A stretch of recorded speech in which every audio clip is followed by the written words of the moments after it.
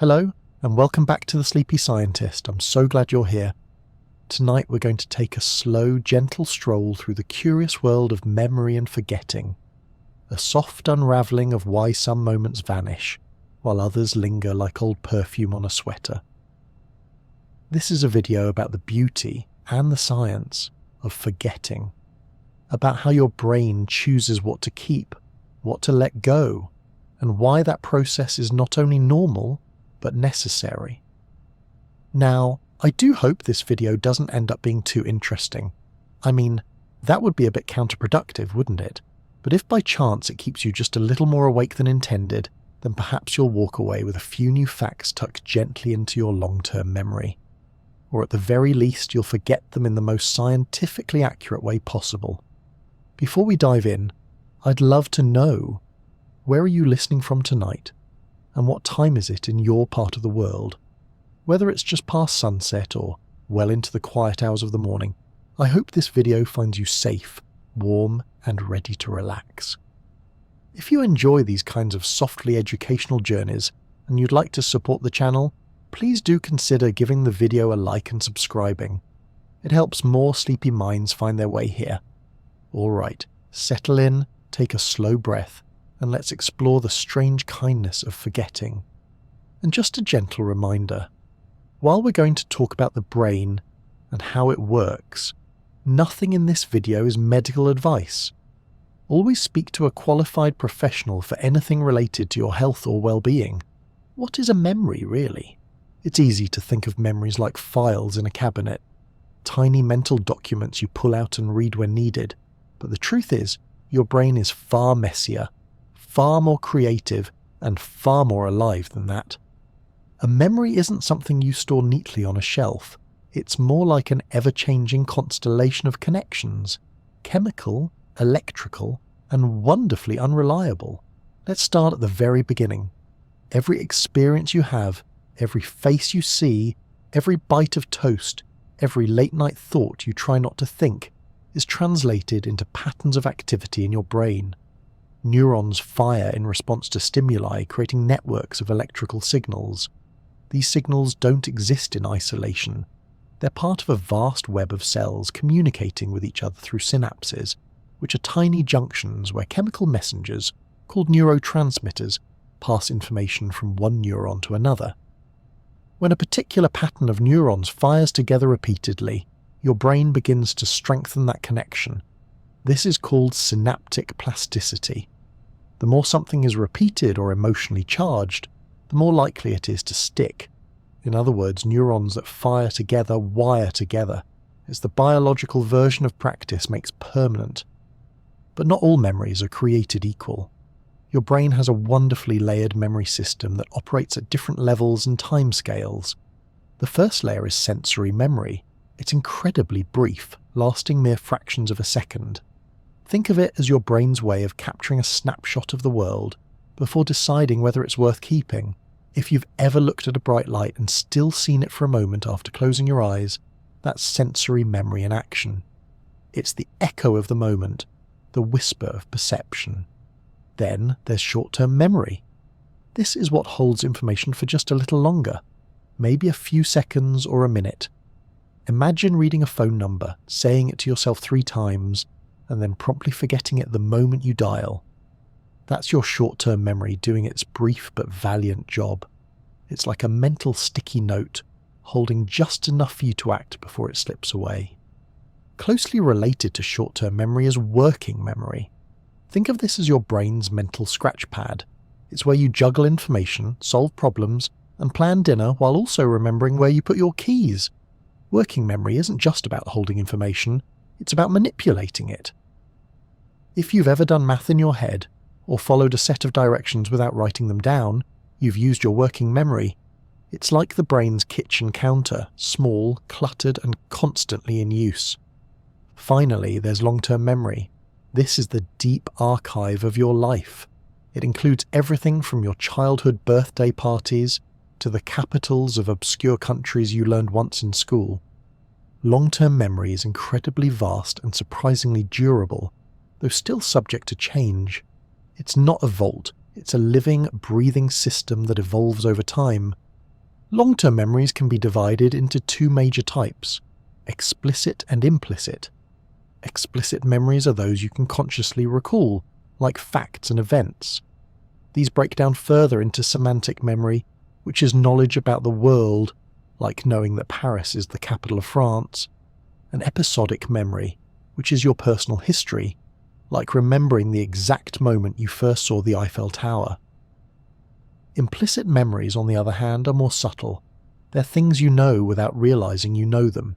These include procedural memories, like how to ride a bike or tie your shoes. You don't think about them, you just do them. They live in your muscles and your habits, deeply embedded in neural circuits that bypass conscious thought entirely. Now here's where things get even more interesting. Memories aren't fixed. Every time you recall a memory, you don't just pull it out and put it back. You rebuild it. The act of remembering changes the memory itself. Scientists call this reconsolidation. It's like opening a saved file, making edits, and then hitting save again, sometimes with minor typos. This means your memories aren't perfect snapshots of the past. They're stories, retold and reshaped each time you revisit them. They're influenced by your mood, your current context, and even your imagination. That time you were sure your teacher wore a red sweater on the first day of school. It might have been green all along. Memory is constructive, not reproductive. The brain isn't a camera. It's more like a painter with a slightly shaky hand. Of course, this process isn't random. It's influenced by brain regions working in concert. The hippocampus, for example, acts as a sort of librarian, helping to organize and transfer memories from short-term storage to long-term archives. It doesn't store memories itself, but is essential in forming new ones. Damage to the hippocampus, as seen in some cases of amnesia, can make it nearly impossible to form new lasting memories. Meanwhile, the prefrontal cortex helps with the organization and retrieval of information, kind of like the executive assistant of memory. And the amygdala, our old emotional friend, adds color and charge to experiences, especially those that involve fear or excitement. That's why emotionally intense memories like a breakup or a surprise party are often more vivid. They're stamped with a kind of emotional ink. And then, hovering behind the scenes, is the cerebellum and basal ganglia, helping encode the skills and habits we rarely think about but couldn't live without. They're the silent keepers of how to type, walk, and whistle badly. Taken together, memory is not one thing. It's a symphony of systems, constantly tuning and retuning themselves. From the flash of a firefly on a summer night to the name of your 5th grade teacher, your memories are a patchwork of sensations, emotions, and stories, stitched together by electricity and time. It's humbling, really. The brain does all this, mostly without your awareness. While you're busy living your life, it's there in the background, choosing what to hold on to and what to let fade, constructing a version of reality that feels solid, even though it's constantly changing. So the next time you forget where you put your socks, don't be too hard on yourself. Your brain's just doing what it does best, balancing the chaos, making room for what matters, and rewriting the story of your life with every passing moment. If you ever feel like forgetting something is a modern problem, rest assured, it's not. People have been forgetting things for thousands of years, and they've been wondering about it for just as long. From ancient philosophers to modern neuroscientists, the mystery of memory loss has remained a curious puzzle. What does it mean to forget? Is it a flaw in the system, or a feature of being human? Let's travel back to ancient Greece. Plato, the famed philosopher and part-time metaphor enthusiast, thought of memory as a wax tablet. According to him, when we experience something, it gets imprinted on this mental wax, and forgetting happens when the imprint fades or was never pressed in properly. If your wax was soft and smooth, you'd remember things clearly. If it was lumpy or too hard, well, good luck. It's a quaint model, sure, but not a bad starting point. It recognised that memory is physical, and that forgetting has something to do with the passage of time and the quality of the experience. His student Aristotle had his own spin. He believed memories were formed through associations, See a rose, think of love. Smell smoke, think of fire. He didn't talk much about forgetting directly, but his ideas laid the groundwork for understanding how memories are linked, and by extension, how breaking those links might lead to forgetting. Fast forward to the Enlightenment and you'll find philosophers like John Locke and David Hume grappling with similar questions. Locke imagined the mind as a blank slate, tabula rasa, onto which experience writes. But what happens when the ink fades? Hume, on the other hand, was more sceptical. He thought memory was just a collection of impressions, and that over time, weaker impressions would naturally vanish. Still, none of them could explain why some memories linger with perfect clarity, while others disappear before breakfast. Enter the age of psychology. In the late 19th century, a German psychologist named Hermann Ebbinghaus decided he was tired of philosophical speculation. He wanted to measure forgetting. With admirable, if slightly masochistic dedication, he became his own test subject. Ebbinghaus invented lists of nonsense syllables, like Bock or Zid, so that emotional association wouldn't cloud the results. Then he memorized them, and memorized them, and memorized them some more. What he discovered was quietly revolutionary. Forgetting follows a curve. The forgetting curve, to be precise. Immediately after learning something, you begin to forget it rapidly. Then the rate of forgetting slows down. In other words, the majority of memory loss happens within the first 24 hours, and then things taper off. If you want to retain information, you need to review it, preferably at spaced intervals. His findings formed the foundation for modern memory research, and also inspired generations of students to invent increasingly creative ways to avoid cramming.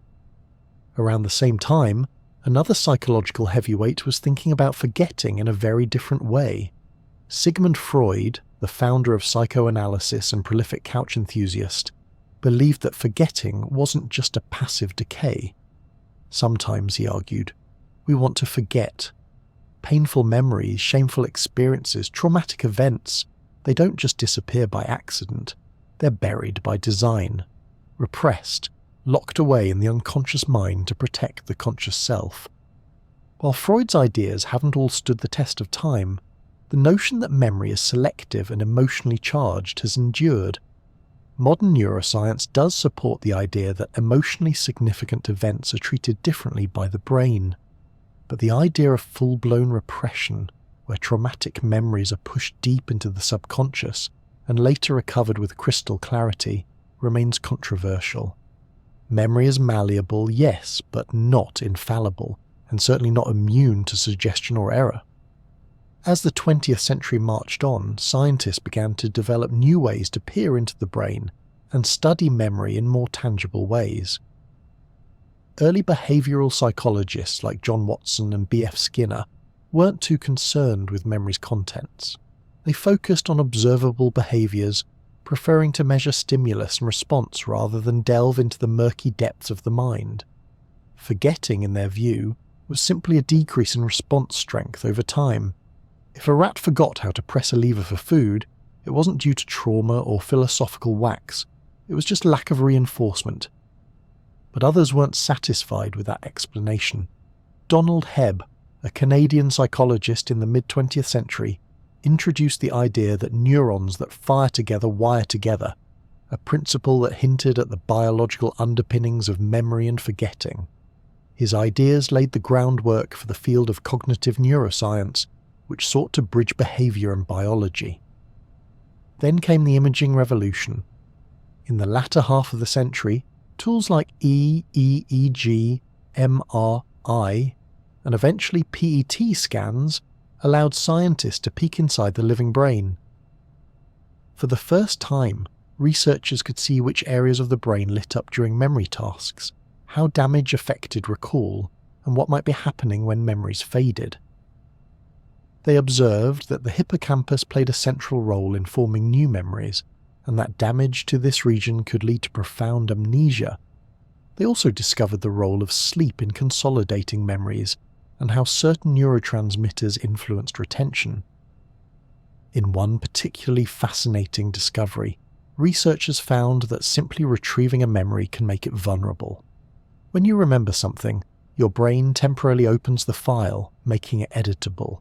If you're distracted or misinformed during that time, the memory can be subtly rewritten.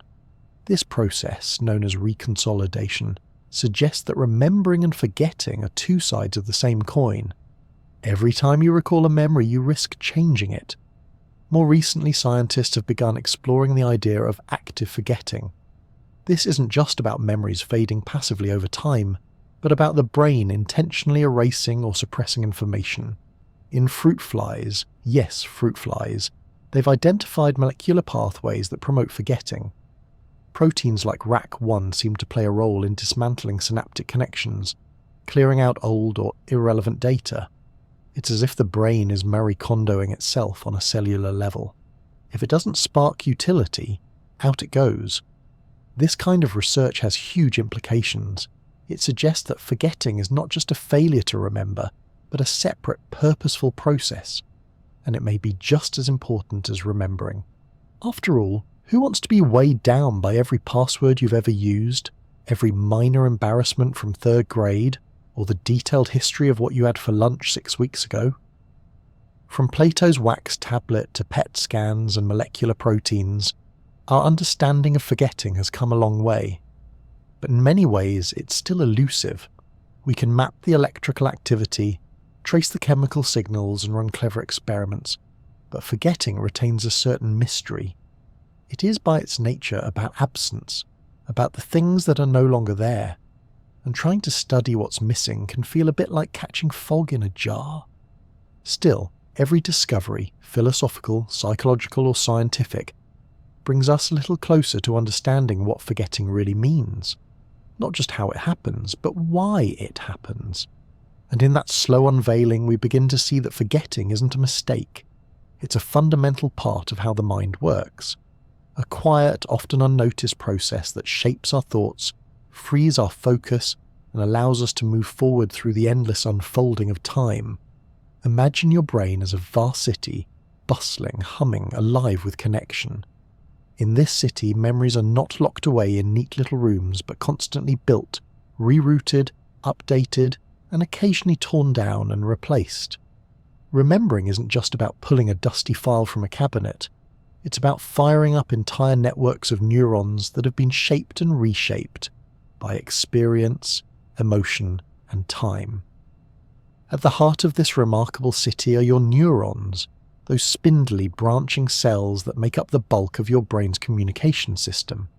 You have about 86 billion of them, and each one can form thousands of connections with others.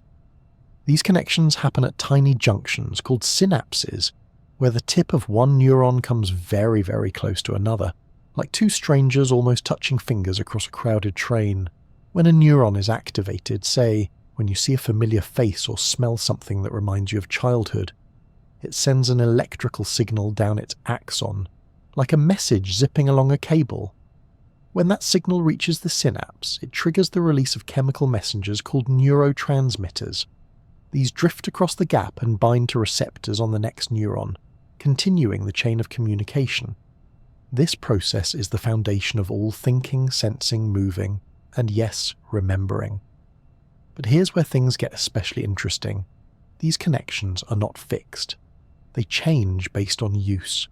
The more often a particular connection is activated, the stronger it becomes. This is known as synaptic plasticity, your brain's incredible ability to rewire itself based on experience. Synaptic plasticity is a bit like trail making in a forest.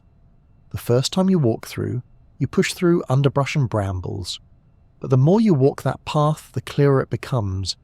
Neurons behave the same way. Repetition strengthens the connection, making it easier and faster to recall the information in the future. It's why practice really does improve memory, and why things you haven't thought about in years feel fuzzy.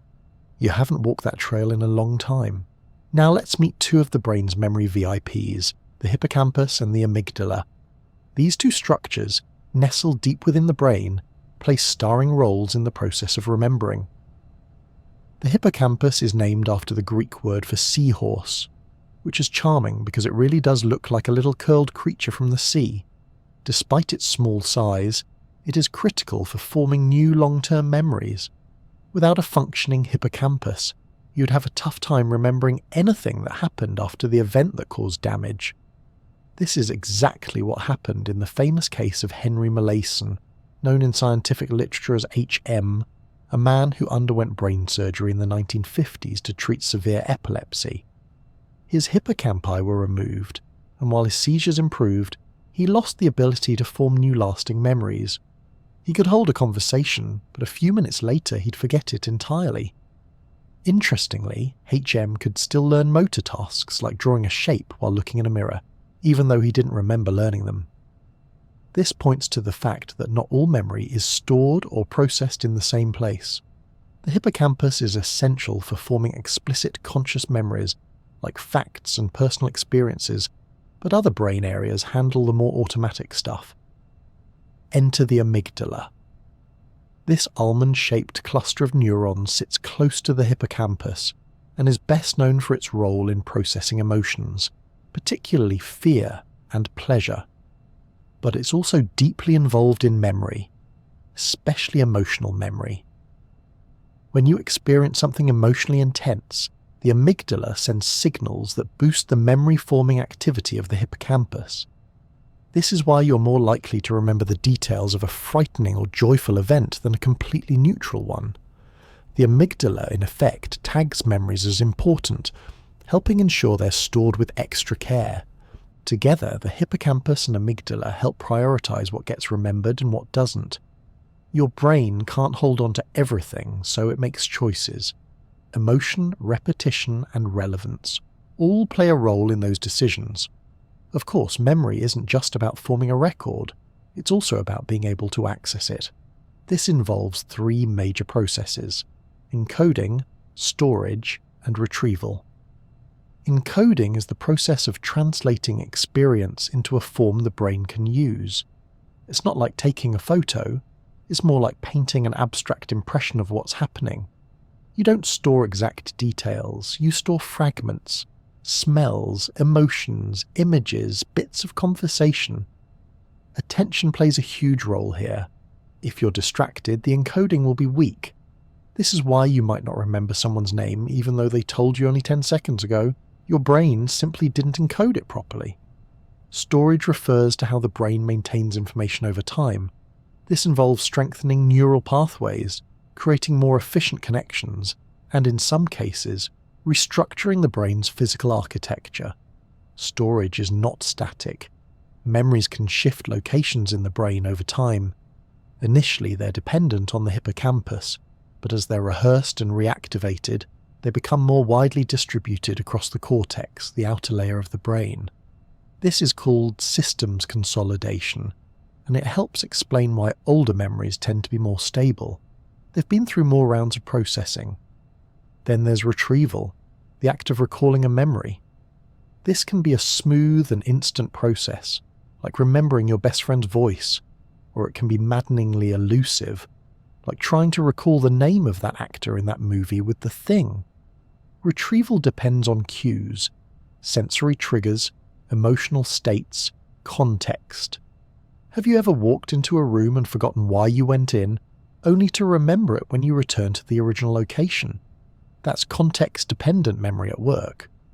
Your brain uses environmental clues to find the right mental pathway. Interestingly, retrieval also alters the memory. When you bring a memory to mind, you make it malleable, open to revision. After you recall it, your brain has to reconsolidate it, putting it back with any new information you've attached to it. This is why our memories can change subtly over time without us realizing it. We're not recalling the original event, we're recalling the last version we remembered. What makes all of this even more remarkable is that it happens constantly, effortlessly, and mostly without your awareness. Your brain is managing a library of experiences, constantly reorganizing the shelves, dusting off the volumes and tossing out the irrelevant pamphlets. It does this all while you're simply living, drinking tea, chatting with friends, watching clouds drift by. And while we may joke about forgetting where we put our keys, or blanking on someone's name at the worst possible moment, the truth is that your memory system is astonishingly efficient. It's designed not to remember everything, but to remember what's useful, what's meaningful, and what helps you navigate your world. Every thought you've ever had, every story you've ever told, every person who's made an impression on you, those all exist to some degree because of the quiet work of your neurons and their microscopic conversations. Synapses firing, chemical messengers flowing, trails being worn through the forest of your mind. It's a delicate, dynamic dance, this business of remembering, and it's one your brain performs without a script, without a stage, without applause. Just the soft flicker of electrical activity lighting up the past again and again. We tend to think of forgetting as something passive, a sort of mental failure where information simply slips through the cracks. But your brain isn't just losing things, it's pruning, editing, and making intentional decisions about what stays and what quietly fades. In many ways, forgetting is not the opposite of remembering. It's a vital part of how memory works at all. Let's start with a gentle truth. Your brain is busy. You're constantly bombarded with sounds, sights, smells, thoughts, and impressions. You experience thousands of moments each day, most of which would be completely useless to hold on to. What was the colour of the car parked 2 spots over from yours this morning? What did your neighbour say to their dog as they walked past your window? These details exist for a moment and then, poof, gone. That's not a glitch in the system. That's the system working exactly as it should. One of the most important processes behind this mental spring cleaning is something called synaptic pruning. Imagine your brain as a garden. Synaptic connections, the links between neurons, are like tiny branches. Early in life, your brain creates a massive number of these branches. It's like the wild overgrowth of a jungle, full of potential, but a bit chaotic. As you grow and learn, the brain starts to prune these connections, trimming back the less used branches to strengthen the ones that matter most. This pruning is especially intense during childhood and adolescence, but it continues throughout your life.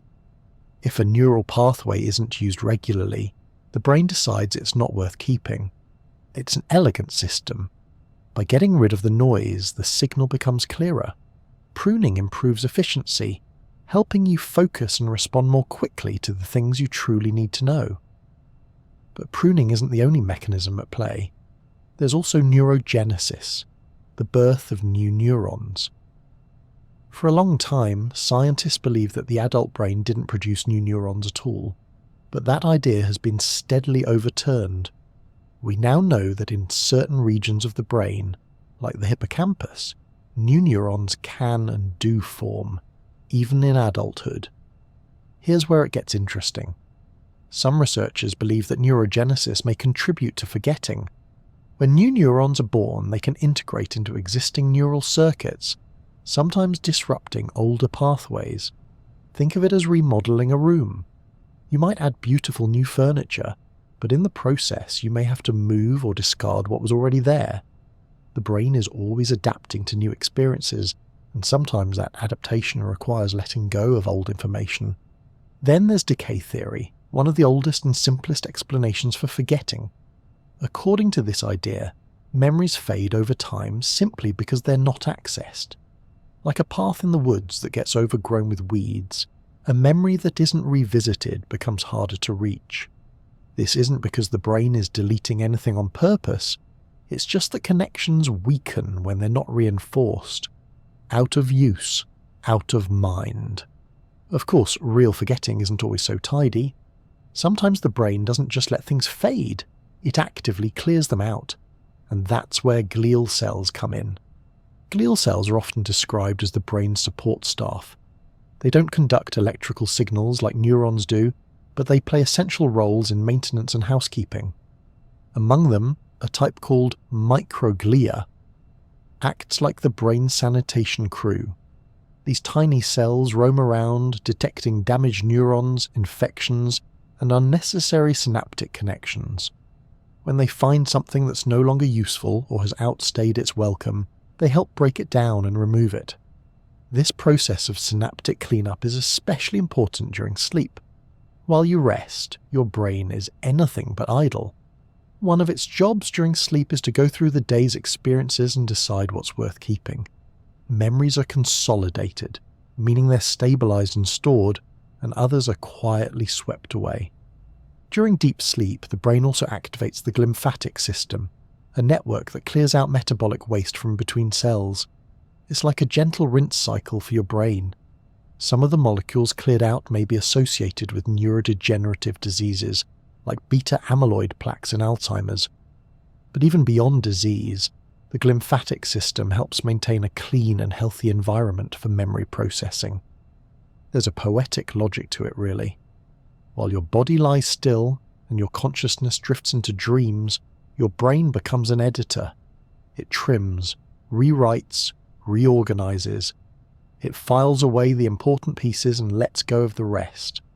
The little things that once seemed so vivid, the exact words of a conversation, the placement of your phone charger, that awkward joke you made at lunch, may be lovingly erased or softened, leaving behind only what's necessary or meaningful. And not all forgetting is about removal. Sometimes it's about interference. When new information is similar to old information, it can overwrite or block access to what was already there. This isn't the same as decay or deletion. The memory might still exist, but your ability to retrieve it has been disrupted. Imagine putting two books with nearly identical covers on the same shelf. When you go back to find the first one, the second might confuse you, making the original harder to locate. Your brain also seems to be capable of directed forgetting. In experiments, participants have been shown lists of words and then told to forget certain items. Surprisingly, they often do. Brain scans reveal reduced activity in memory-related regions when people intentionally suppress certain information. It appears that, under certain conditions, the brain can choose not just what to remember, but what to release. This capacity to forget intentionally may be a crucial aspect of mental health. Letting go of painful or irrelevant memories can free up emotional and cognitive resources. It's a form of psychological housekeeping, making space for healing and new growth. And while it's not always conscious or under full control, it's a testament to the brain's adaptability and resilience. What's becoming increasingly clear is that forgetting isn't simply the failure of memory. It's an active, complex process that serves a purpose. It keeps your mind from becoming overwhelmed. It allows you to live in the present. It protects you from carrying around every regret, every minor detail, every trivial fact that once seemed important. In a way, forgetting is your brain's quiet wisdom. It's the pause between notes that gives the music its rhythm. It's the background blur that helps the subject come into focus. Without forgetting, memory would be chaos, a noisy, unedited stream of moments with no emphasis or shape. The act of letting go, whether it's an old password, a fleeting embarrassment, or the exact sequence of the events from a Tuesday 10 years ago, is not a loss. It's a recalibration. Your brain is doing exactly what it's meant to do, selecting, sculpting, and gently releasing what no longer needs to stay. It's not failure. It's grace. The mind, ever dynamic, knows when to hold on and when to let things quietly drift away. There's a certain moment we've all experienced. You meet someone new, shake hands, smile politely, and hear their name. Maybe it's Mike or Sarah or something far more exotic and intriguing. You nod, repeat it once in your head, and less than 30 seconds later, it's gone.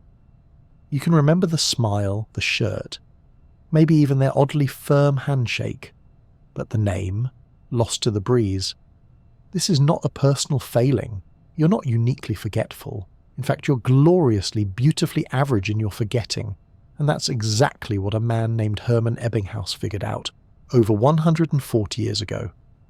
Ebbinghaus was a German psychologist with a rather ambitious goal: to measure forgetting, not to philosophize about it, not to speculate, but to actually plot it out and put it into a graph. This was a revolutionary idea in the late 1800s, a time when psychology was still very much in its philosophical adolescence. Ebbinghaus wanted numbers, data, something you could point to and say, here. This is how quickly a memory fades. To do this, he became a one-man memory laboratory. Using himself as the test subject, he began memorizing long lists of nonsense syllables, things like dubjed, zark and gup, which had no inherent meaning and therefore no emotional hooks to cling to. He would study a list, test himself after a delay, and then record how much he could still recall. He repeated this process hundreds of times, across different intervals, for months. What he found was startlingly consistent. Memory does not fade at a constant rate. Instead, it drops off sharply soon after learning and then levels out. This pattern became known as the forgetting curve. In simple terms, we forget a lot very quickly and then the rate of forgetting slows down. Let's bring this to life with a friendly hypothetical. Say you learn 10 new vocabulary words in a foreign language today. According to Ebbinghaus's findings, within 20 minutes you might forget almost half of them. After an hour, you might be down to just 4. By the end of the day, maybe 2 remain if you're lucky. After a week, those might be gone too, unless you revisit them. This steep initial drop is the brain's way of testing what really matters.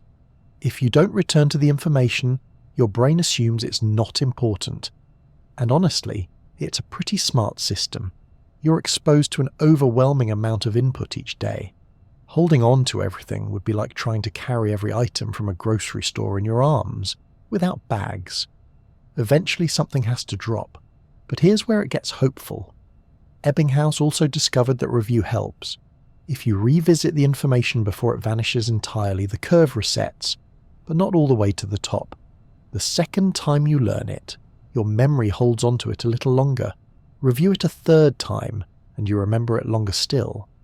This is the principle of spaced repetition, revisiting information at increasing intervals to strengthen your long-term retention. Spaced repetition is like watering a plant at just the right moment before it wilts. Do it too soon, and you're wasting effort. Wait too long, and you've lost it. But hit that sweet spot, just as your memory begins to fade, and you revive the knowledge and reinforce the connection. This is the science behind language apps, flashcard programs, and even old-fashioned study schedules. They're all built on this idea, to trick the forgetting curve by working with it instead of against it. The timing of review is just as important as the review itself. Interestingly, the forgetting curve doesn't just apply to new learning. It also plays a role in casual memory. Think about meeting someone at a party and forgetting their name almost immediately, unless that name becomes meaningful to you. Because they're funny, because you have a shared interest, or because they hand you a winning lottery ticket, your brain has no reason to retain it. You didn't review it, you didn't rehearse it, and so it fades. This isn't laziness, it's efficiency. Your brain prioritizes meaningful information. If it kept every detail equally accessible, you'd be overwhelmed by trivia. Imagine trying to recall your childhood phone number while simultaneously juggling your Netflix password, the plot of every book you've ever read, and the seating arrangement from your cousin's wedding. It would be chaos. Forgetting, in this context, is a gentle filter. It prevents cognitive overload and allows your attention to remain focused on what's current, relevant, and needed. Of course, the forgetting curve isn't universal. The rate of forgetting can vary based on several factors. Information that's emotionally charged tends to stick better, thanks to the involvement of the amygdala. Material that's deeply meaningful to you, or connected to things you already know, is more likely to be retained. Repetition helps, but so does depth of processing. If you simply skim a fact, you're less likely to remember it than if you really think about it, explain it, or connect it to something personal. There's also something called retrieval strength, the ease with which you can access a memory, and storage strength, which is how well the memory is actually encoded in the brain. Interestingly, retrieval strength can be low even when storage strength is high. That's why you might temporarily forget a name but recognize it immediately when someone else says it. The memory was stored, but not easily accessible at that moment. Understanding the forgetting curve can be oddly comforting. It reminds us that forgetting isn't failure, it's expected, predictable even. Your memory is doing what it's supposed to do, protecting you from information overload, adapting to what matters most and giving you a chance to learn smarter rather than harder. And the best part is that this knowledge gives you tools. Whether you're studying for an exam, learning a new language, or just trying to remember where you left your car keys, you can work with your memory rather than scolding it. You can build rituals of review. You can give your brain the opportunity to strengthen connections at just the right time. In a way, the forgetting curve is like gravity. It's always pulling downward. But if you know how it works, you can build structures to counteract it. Not perfectly, of course. You're still going to forget names, misplace items, and blank on movie titles right when you need them. But you can also learn how to remember more effectively, gently nudging your brain toward retention with a bit of patience and rhythm. And in those moments when you forget something small, just remind yourself, it's not you, it's Ebbinghaus. He'd be proud. Picture your brain as a vast, chaotic library, not the quiet kind with polished wooden desks and polite whispers, but the sort where books are constantly being added, removed, shuffled around, and occasionally dropped on your foot. In this library, memories are the books, and you, dear listener, are both the librarian and the confused patron wandering the aisles, trying to remember where you put things.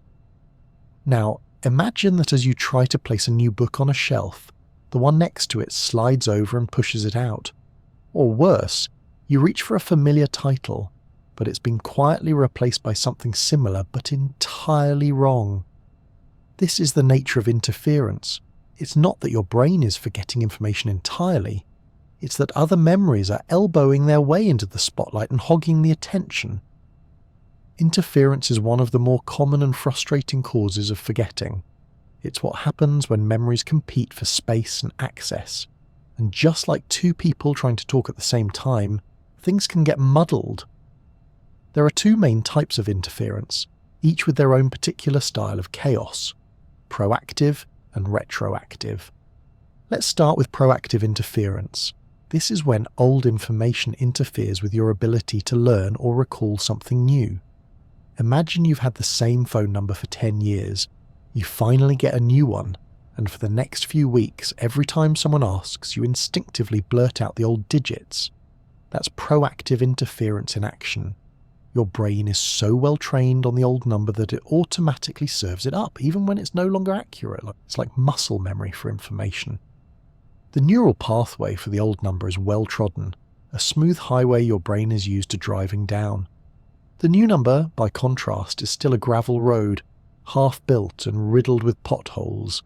So when it comes time to recall, your brain takes the faster, easier route, even if it's wrong. On the other side, we have retroactive interference. This is when new information interferes with your ability to remember old information. Let's say you just changed your email password. A few days go by, and suddenly you can't for the life of you remember the previous one. You used it for years, typed it hundreds of times, but now that it's been replaced, it's vanished into the mist. That's retroactive interference.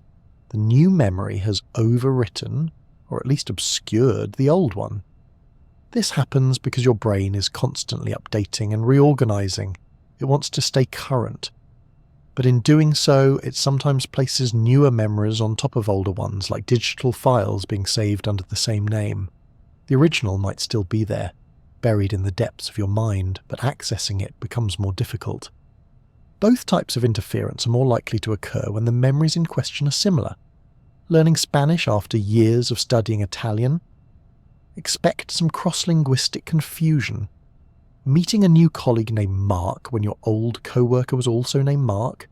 Prepare to say the wrong last name at least once. It's not that you're careless. It's just that your memory system is trying to manage overlap with limited shelf space. Interference can also affect your daily routines in sneaky ways. Think about those moments when you drive to a familiar place, your old house perhaps, by accident, simply because your brain defaulted to the more practiced route, or when you type your old password into a website that now requires an updated one. These aren't lapses in intelligence. They're signs that your memory is efficient, sometimes too efficient. It learns what you do most often and assumes you'll keep doing it. There's even a lovely little experiment that illustrates this point. In one classic study, participants were asked to memorize lists of words. Those who learned multiple lists with overlapping themes, like several different types of fruit, performed worse on recall than those who learned unrelated material. The similarity between the list caused interference, making it harder to retrieve specific items. The brain, it seems, struggles when too many memories resemble each other. It's the cognitive equivalent of trying to remember which twin is which when they're both wearing sunglasses and talking at the same time. Interestingly, interference isn't limited to conscious memory. It can also affect procedural tasks, like remembering how to swing a golf club after taking up tennis. The muscle memory for one activity can creep into the other, making both feel awkward. Your brain is juggling motor patterns as well as facts, and sometimes the juggling balls bump into each other. The good news is that interference isn't inevitable. There are strategies your brain naturally uses, and that you can consciously adopt to reduce its effects. One of the most effective is context separation. If you study similar subjects in different environments or at different times of day, your brain is more likely to keep them distinct. Even small differences in setting can help reduce confusion. Another technique is interleaving, which involves mixing up topics during study or practice sessions rather than focusing on one at a time. While this might feel harder in the moment, it actually strengthens long-term retention by forcing your brain to switch gears and form more flexible connections. It's like cross-training for your memory. Sleep also plays a key role. During rest, your brain consolidates memories and helps untangle overlapping information. If you're feeling overwhelmed by new learning, one of the best things you can do, ironically, is nothing at all. Just close your eyes and let your brain do its behind-the-scenes organizing. It's also worth remembering that interference is a sign of a working, learning, adapting brain. The very act of forming new memories means you're creating potential for conflict. That's not a flaw, it's a side effect of being a constantly evolving human. And while the occasional blank moment or mistaken name can be embarrassing, it's also deeply normal. Your brain doesn't store memories in neat, isolated folders. It weaves them into a network, rich, overlapping, and wonderfully complex. Sometimes the threads get tangled, sometimes one strand pulls on another. But overall, it's a system designed to adapt and respond to the patterns of your life. So if you forget your new PIN and accidentally punch in the old one at the ATM, just smile and blame it on interference. And maybe don't try to remember both at once unless you enjoy guessing games with your bank account. Your brain has good intentions, it's just a little crowded up there. Imagine walking into a room and realizing for the 5th time this week that you've completely forgotten why you went in. You stand there, baffled, gazing at a light switch like it might hold the answer. Eventually you wander back out, slightly annoyed, slightly amused, and not the least bit surprised. It's not age, it's not fatigue, it's attention. Memory begins with attention. It's the brain's first gatekeeper, the quiet bouncer at the club of consciousness, deciding which experiences get past the velvet rope and which get turned away at the door. Without attention, memory doesn't stand a chance. At any given moment, your senses are flooded with data. The subtle hum of a refrigerator, the faint scent of laundry detergent, the temperature of the air on your skin, the position of your feet, the feeling of your shirt against your back. It's all being registered. But you're not aware of most of it, and more importantly, you won't remember most of it. That's because your brain is highly selective. It filters out the majority of incoming information and allows only a fraction to pass into your conscious awareness, and from there, an even smaller portion makes it into memory. This is where attention comes in. Attention is the mechanism that tells your brain this is important, store this. Without that signal, the information fades, often before it even gets properly encoded. You can't remember what you never really noticed in the first place. Take, for example, the common phenomenon of daydreaming while reading. You sit down with a book, Turn the pages diligently, and after several paragraphs realize you have absolutely no idea what you just read. The words went in. Technically, they reached your eyes, your brain did some basic decoding, but your attention was elsewhere. Perhaps you were thinking about dinner, or an awkward conversation from earlier, or whether cats have eyebrows. Whatever the case, your focus drifted, and the content never made it into memory. This isn't just a reading issue. It happens during conversations, movies, commutes. Whole sections of life can disappear simply because your mind was somewhere else. You didn't encode the information, so there's nothing to retrieve later. It's not a failure of memory, it's a failure of attention. And then there's multitasking, the arch nemesis of good memory. We like to think we're great at juggling tasks, texting while cooking, scrolling while watching television, answering emails during meetings. But the science says otherwise. Multitasking is largely a myth. What we're actually doing is rapid task switching, moving attention back and forth between activities. And every time we switch, there's a cost. That cost comes in the form of reduced encoding. When your attention is divided, each task receives less cognitive bandwidth. You're more likely to make errors, and more likely to forget details. You might remember that you cooked dinner and answered an email, but not exactly how you did either. You may find yourself checking the oven again or rereading the email you thought you sent. Multitasking doesn't just reduce performance in the moment. It creates weaker memories for everything involved. There's even a term for the sensation of remembering that you did something, but not remembering doing it. It's called prospective memory failure. You're sure you took your vitamins this morning? At least you think you did. But the memory is vague, fuzzy, and suspiciously similar to yesterday's. The reason? You may have done it on autopilot without focused attention, and the memory simply didn't form clearly. Interestingly, not all distractions come from the outside world. Internal distractions, your own thoughts, feelings, and mental to-do lists, can be just as disruptive. You might be sitting in a quiet room, trying to concentrate on a task and find your mind spinning off into unrelated directions. This is sometimes called mind wandering, and while it can be creatively useful, it's a surefire way to reduce memory formation. What's especially fascinating is that attention and memory are deeply intertwined in the brain. The prefrontal cortex, responsible for higher-order thinking and focus, works closely with the hippocampus, the memory maker. When you pay close attention to something, these regions coordinate, enhancing the chances that the experience will be encoded and stored for future retrieval.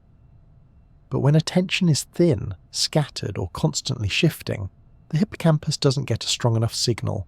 The result? Fragile memories that are prone to fading, or never form at all. In one famous experiment, researchers asked participants to count the number of times basketball players passed a ball in a short video. Most participants were so focused on the task that they completely failed to notice a person in a gorilla costume walking through the scene, pausing to beat their chest. This is known as inattentional blindness. When your focus is locked on one thing, the brain is capable of filtering out truly astonishing amounts of other information. It's a powerful illustration of just how narrow attention can be, and how that narrowness affects memory.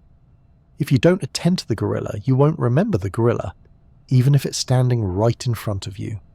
There's also something called change blindness, where people fail to notice visual changes in a scene because their attention wasn't focused on the right detail.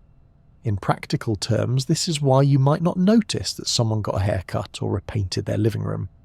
You weren't paying close attention to the before, so the after doesn't register as a change. Attention is influenced by many factors: emotions, novelty, motivation, even physical states like fatigue and hunger. You're more likely to remember something that surprised you, made you laugh, or caught you off guard.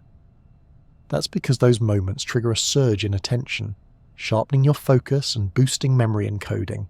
On the flip side, when you're tired or overwhelmed, attention becomes harder to sustain. You might find yourself zoning out mid-conversation, or rereading the same sentence over and over without it sticking.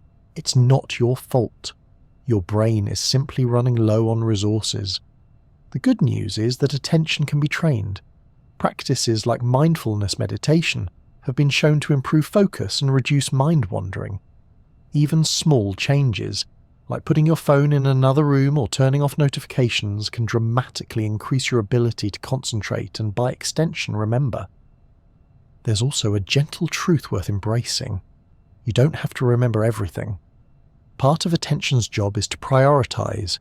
You can't focus on every detail of every moment, and your brain doesn't want you to.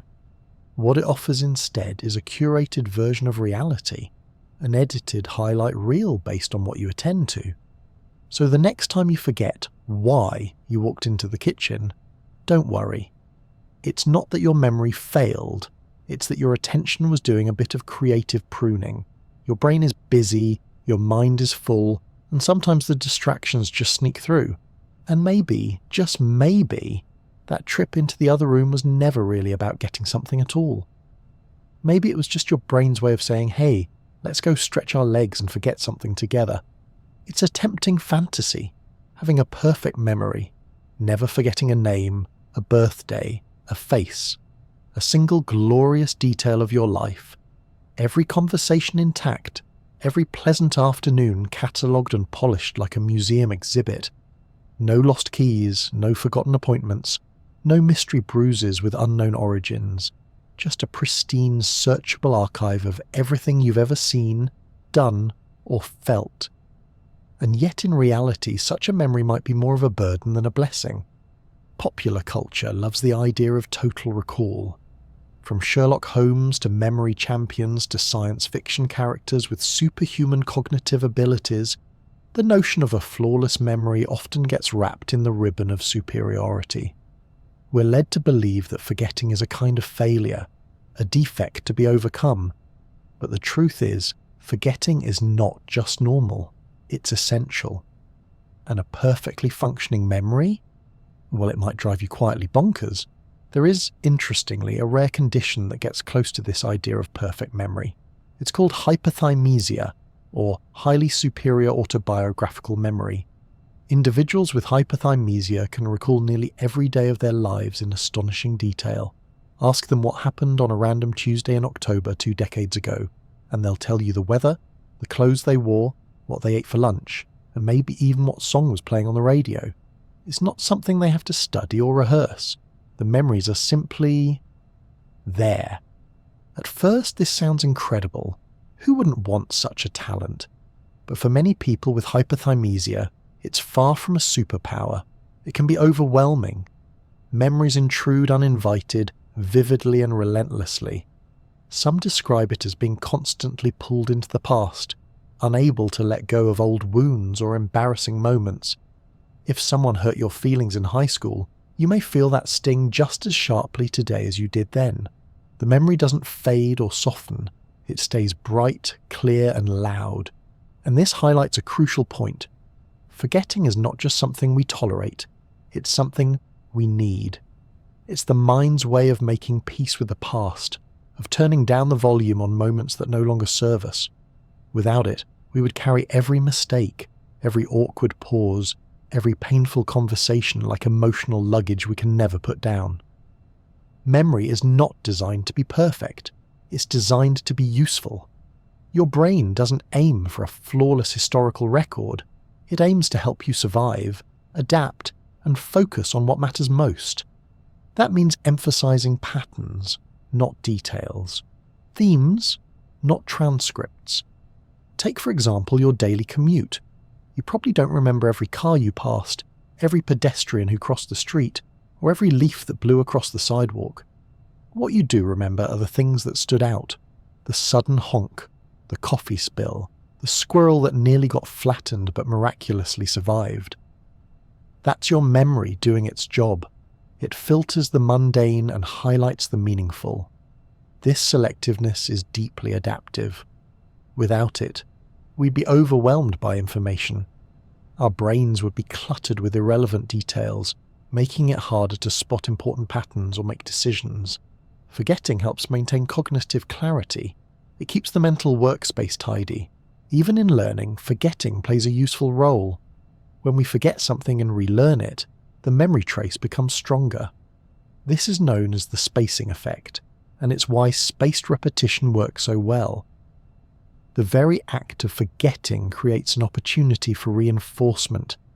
Like a muscle that grows through strain and recovery, memory can actually improve through strategic lapses and retrieval. It's also worth noting that forgetting isn't just about what we no longer recall, it's also about how we shape the memories we do keep. Our recollections are not static.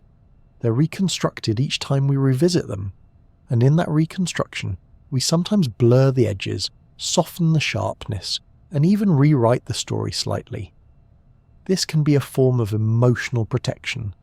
Think of a painful memory, maybe an argument, a breakup, a moment of deep embarrassment.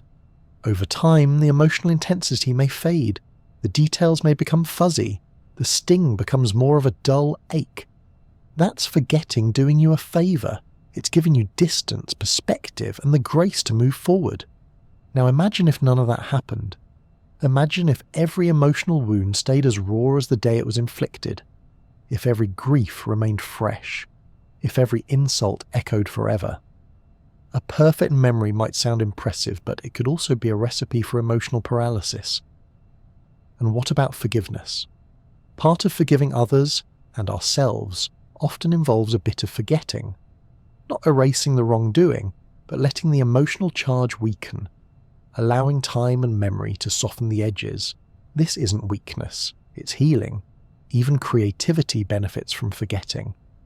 Some of the most original ideas emerge not from perfect recollection, but from misremembering, from merging concepts in new ways, from filling in forgotten gaps with fresh imagination. If you remembered every source, every quote, every influence exactly, you might never synthesize them into something new. Forgetting creates space for invention. There's also something wonderfully democratic about forgetting. It reminds us that our minds are fallible, that we're all slightly uncertain about the details of our lives. We forget where we put our glasses, we blank on the names of childhood teachers, we tell stories that get a little more exaggerated each time. This isn't deception, it's just the natural shape of memory. And yes, there are frustrations. Forgetting your PIN number, your grocery list, your password for that one website you only use once a year. These are the small irritations of daily life, but they are a small price to pay for the peace of mind that comes from not remembering every single thing. The truth is, memory is not a vault. It's more like a garden. Some things are planted intentionally, others grow by accident, some bloom brightly, then wither, and others, perhaps the most important ones, linger quietly in the soil, shaping the landscape in ways we don't always see. Forgetfulness isn't failure, it's part of the mind's rhythm, a necessary ebb and flow that allows us to live in the present, process the past, and make room for what's next. So the next time you forget where you parked, or why you opened the fridge, or the name of that actor in the movie with the boat and the dramatic music, try not to be too hard on yourself. Your brain is not broken, it's just doing what it was built to do, remembering what matters most and letting the rest gently fade. We often treat forgetting as something that happens to us, a slip, a fade, an unintentional vanishing of once important information. You forget where you left your book. You forget the name of that restaurant you loved. You forget your anniversary, hopefully not often. But what if forgetting isn't always passive? What if your brain, in its quiet wisdom, sometimes chooses to forget? That's the curious idea behind active forgetting, a concept that has taken memory science by surprise over the past few decades. Traditionally, forgetting was thought of as decay. Information simply withered with time if it wasn't used. Like a photograph left in the sun, it faded. But new research suggests that forgetting can be a far more deliberate process. In fact, your brain might be working behind the scenes to erase memories with surprising precision. Let's start with some unlikely heroes in this story: fruit flies. Yes, those tiny kitchen intruders have given science enormous insight into the mechanics of memory. Researchers studying Drosophila melanogaster, which sounds more impressive than tiny bug in your compost, discovered that these flies can learn and also forget, and not just by accident. When exposed to new, conflicting stimuli, the flies seem to actively suppress old associations. Digging deeper, scientists found that specific molecular pathways were involved in this forgetting. One protein in particular, known as RAC1, plays a key role. When RAC1 activity is increased in the brains of fruit flies, they forget faster. When it's blocked, memories linger longer than usual. This suggests that RAC1 acts like a microscopic janitor, going around and weakening certain synaptic connections, those links between neurons that make memory possible. Now, fruit flies are fascinating, but you might be wondering, does this apply to humans? Incredibly, yes. Similar mechanisms have been found in mammalian brains, including our own. Active forgetting isn't just a bug thing, it's a feature of the human mind too. Our brains appear to possess built-in systems that purposefully weaken or erase memories, not because they're faulty, but because they're efficient. Think about all the useless information you encounter each day. The license plate of the car in front of you this morning, the ad you scrolled past, the exact number of tiles on your bathroom floor. If you remembered all of it with equal clarity, your mental life would be one long episode of sensory overload. You'd drown in irrelevant trivia. Instead, your brain trims, it snips, it lets go. This pruning appears to be especially active during sleep.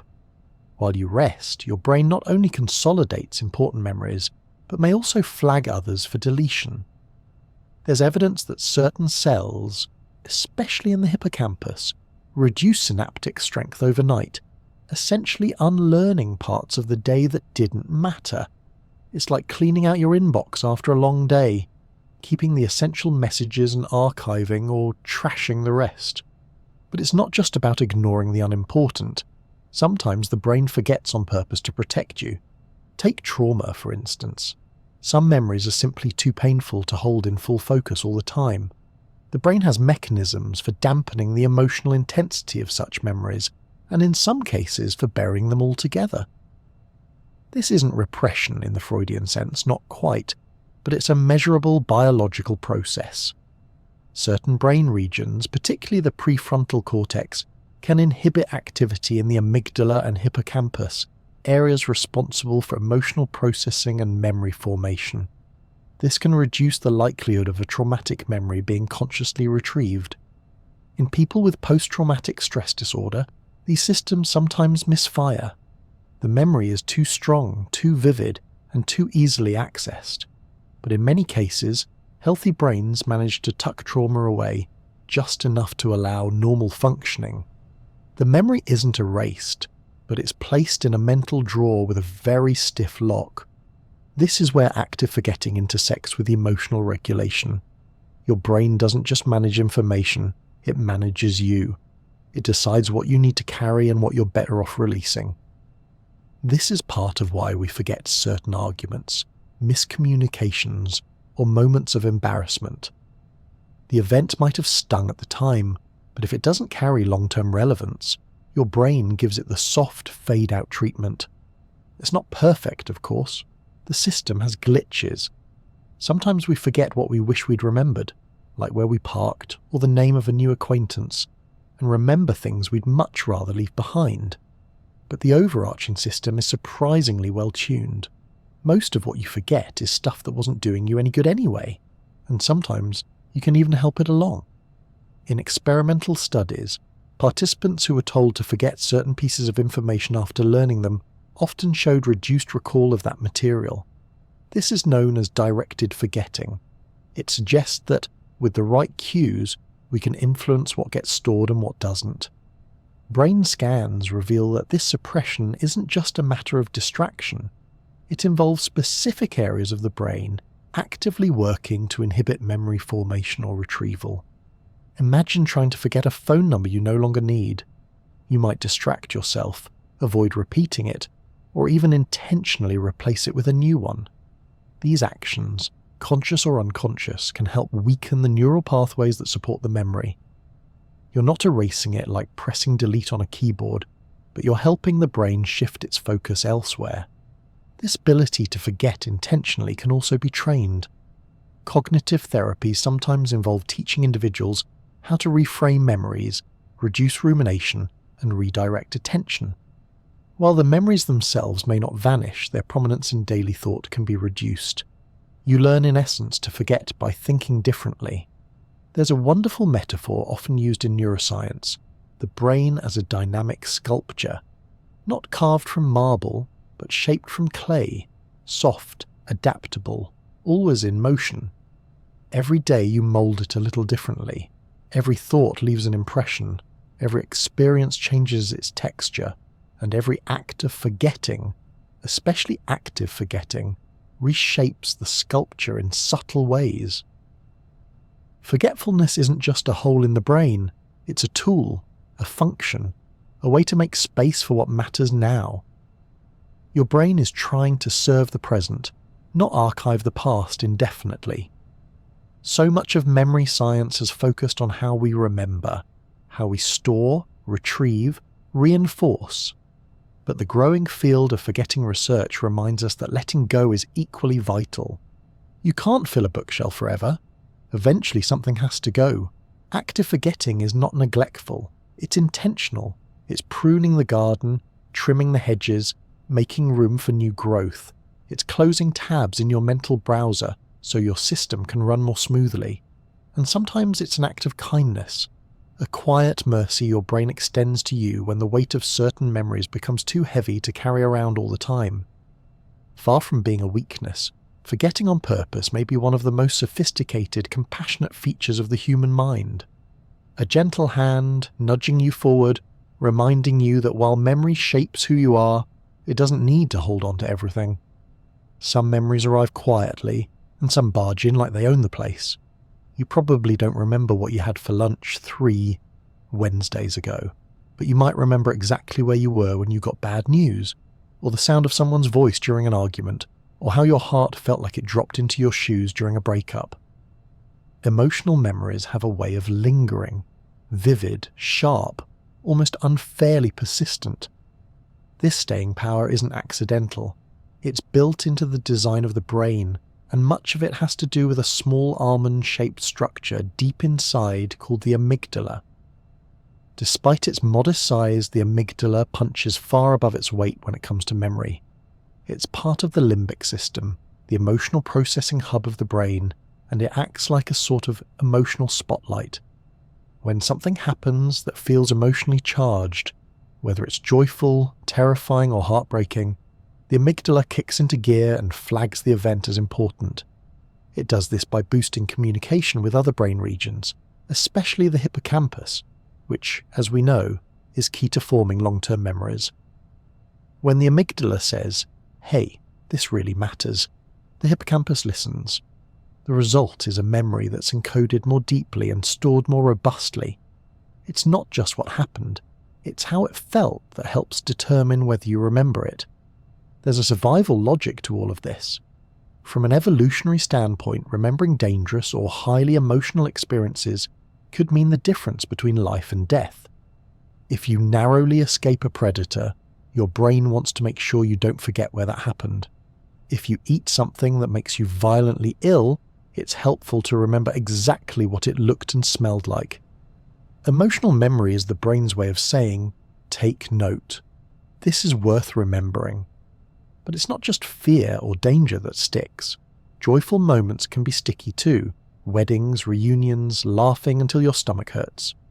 The amygdala isn't only tuned to the negative, it's tuned to intensity.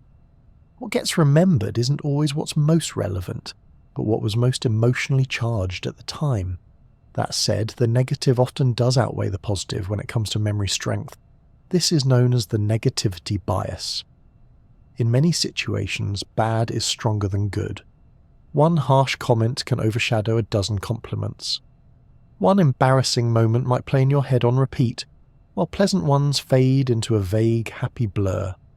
Again, it's survival instinct at work. Negative emotions signal potential threats. Your brain wants to make sure you don't miss them.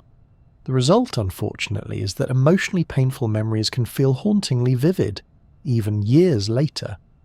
Trauma in particular has a unique relationship with memory. For some people, traumatic events are seared into their mind with almost photographic clarity. They remember the sights, the sounds, the smells. Time doesn't dull the memory so much as preserve it in amber, but trauma doesn't always behave this way. Some traumatic memories are fragmented, incomplete, or even missing entirely. The brain can respond to overwhelming stress in unpredictable ways. In extreme cases, memories may be dissociated, kept out of conscious awareness entirely. This is thought to be a protective mechanism, the mind's way of shielding itself from too much pain at once.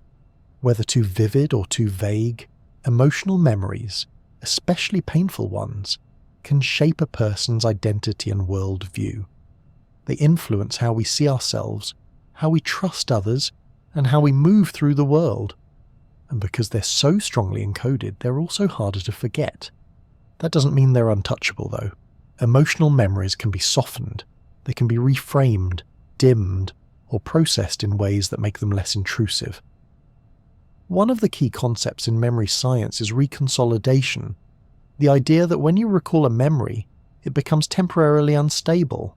In this window, the memory can be modified before it's stored again.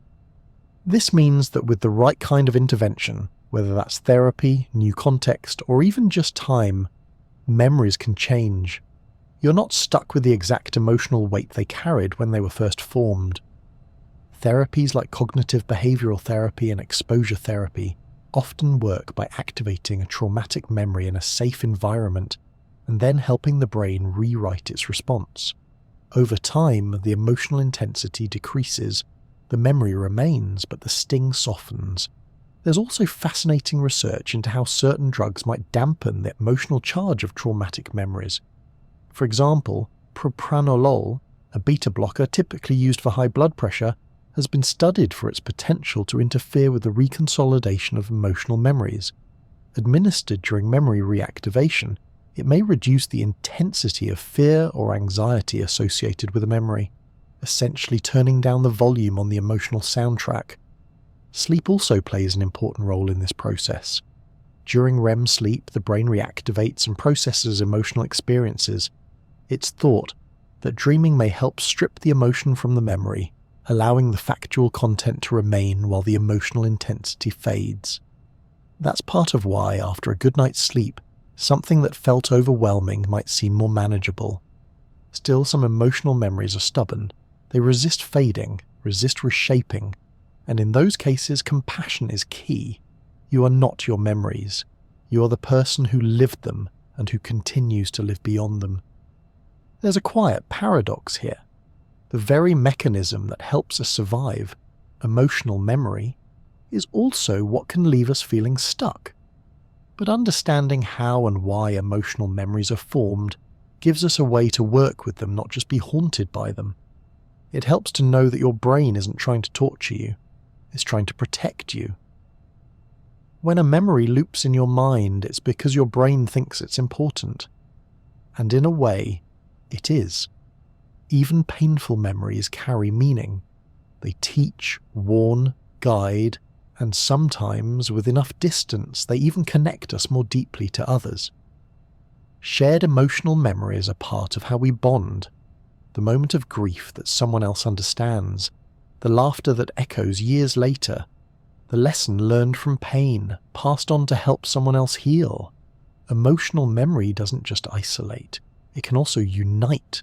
But it's also okay to let some of it go, or at least to gently loosen its grip. Remembering what hurts doesn't mean you have to relive it forever. The brain, after all, is flexible. Memories, even strong ones, are not carved in stone. They are shaped by recall, by context, by emotion, and most importantly by you.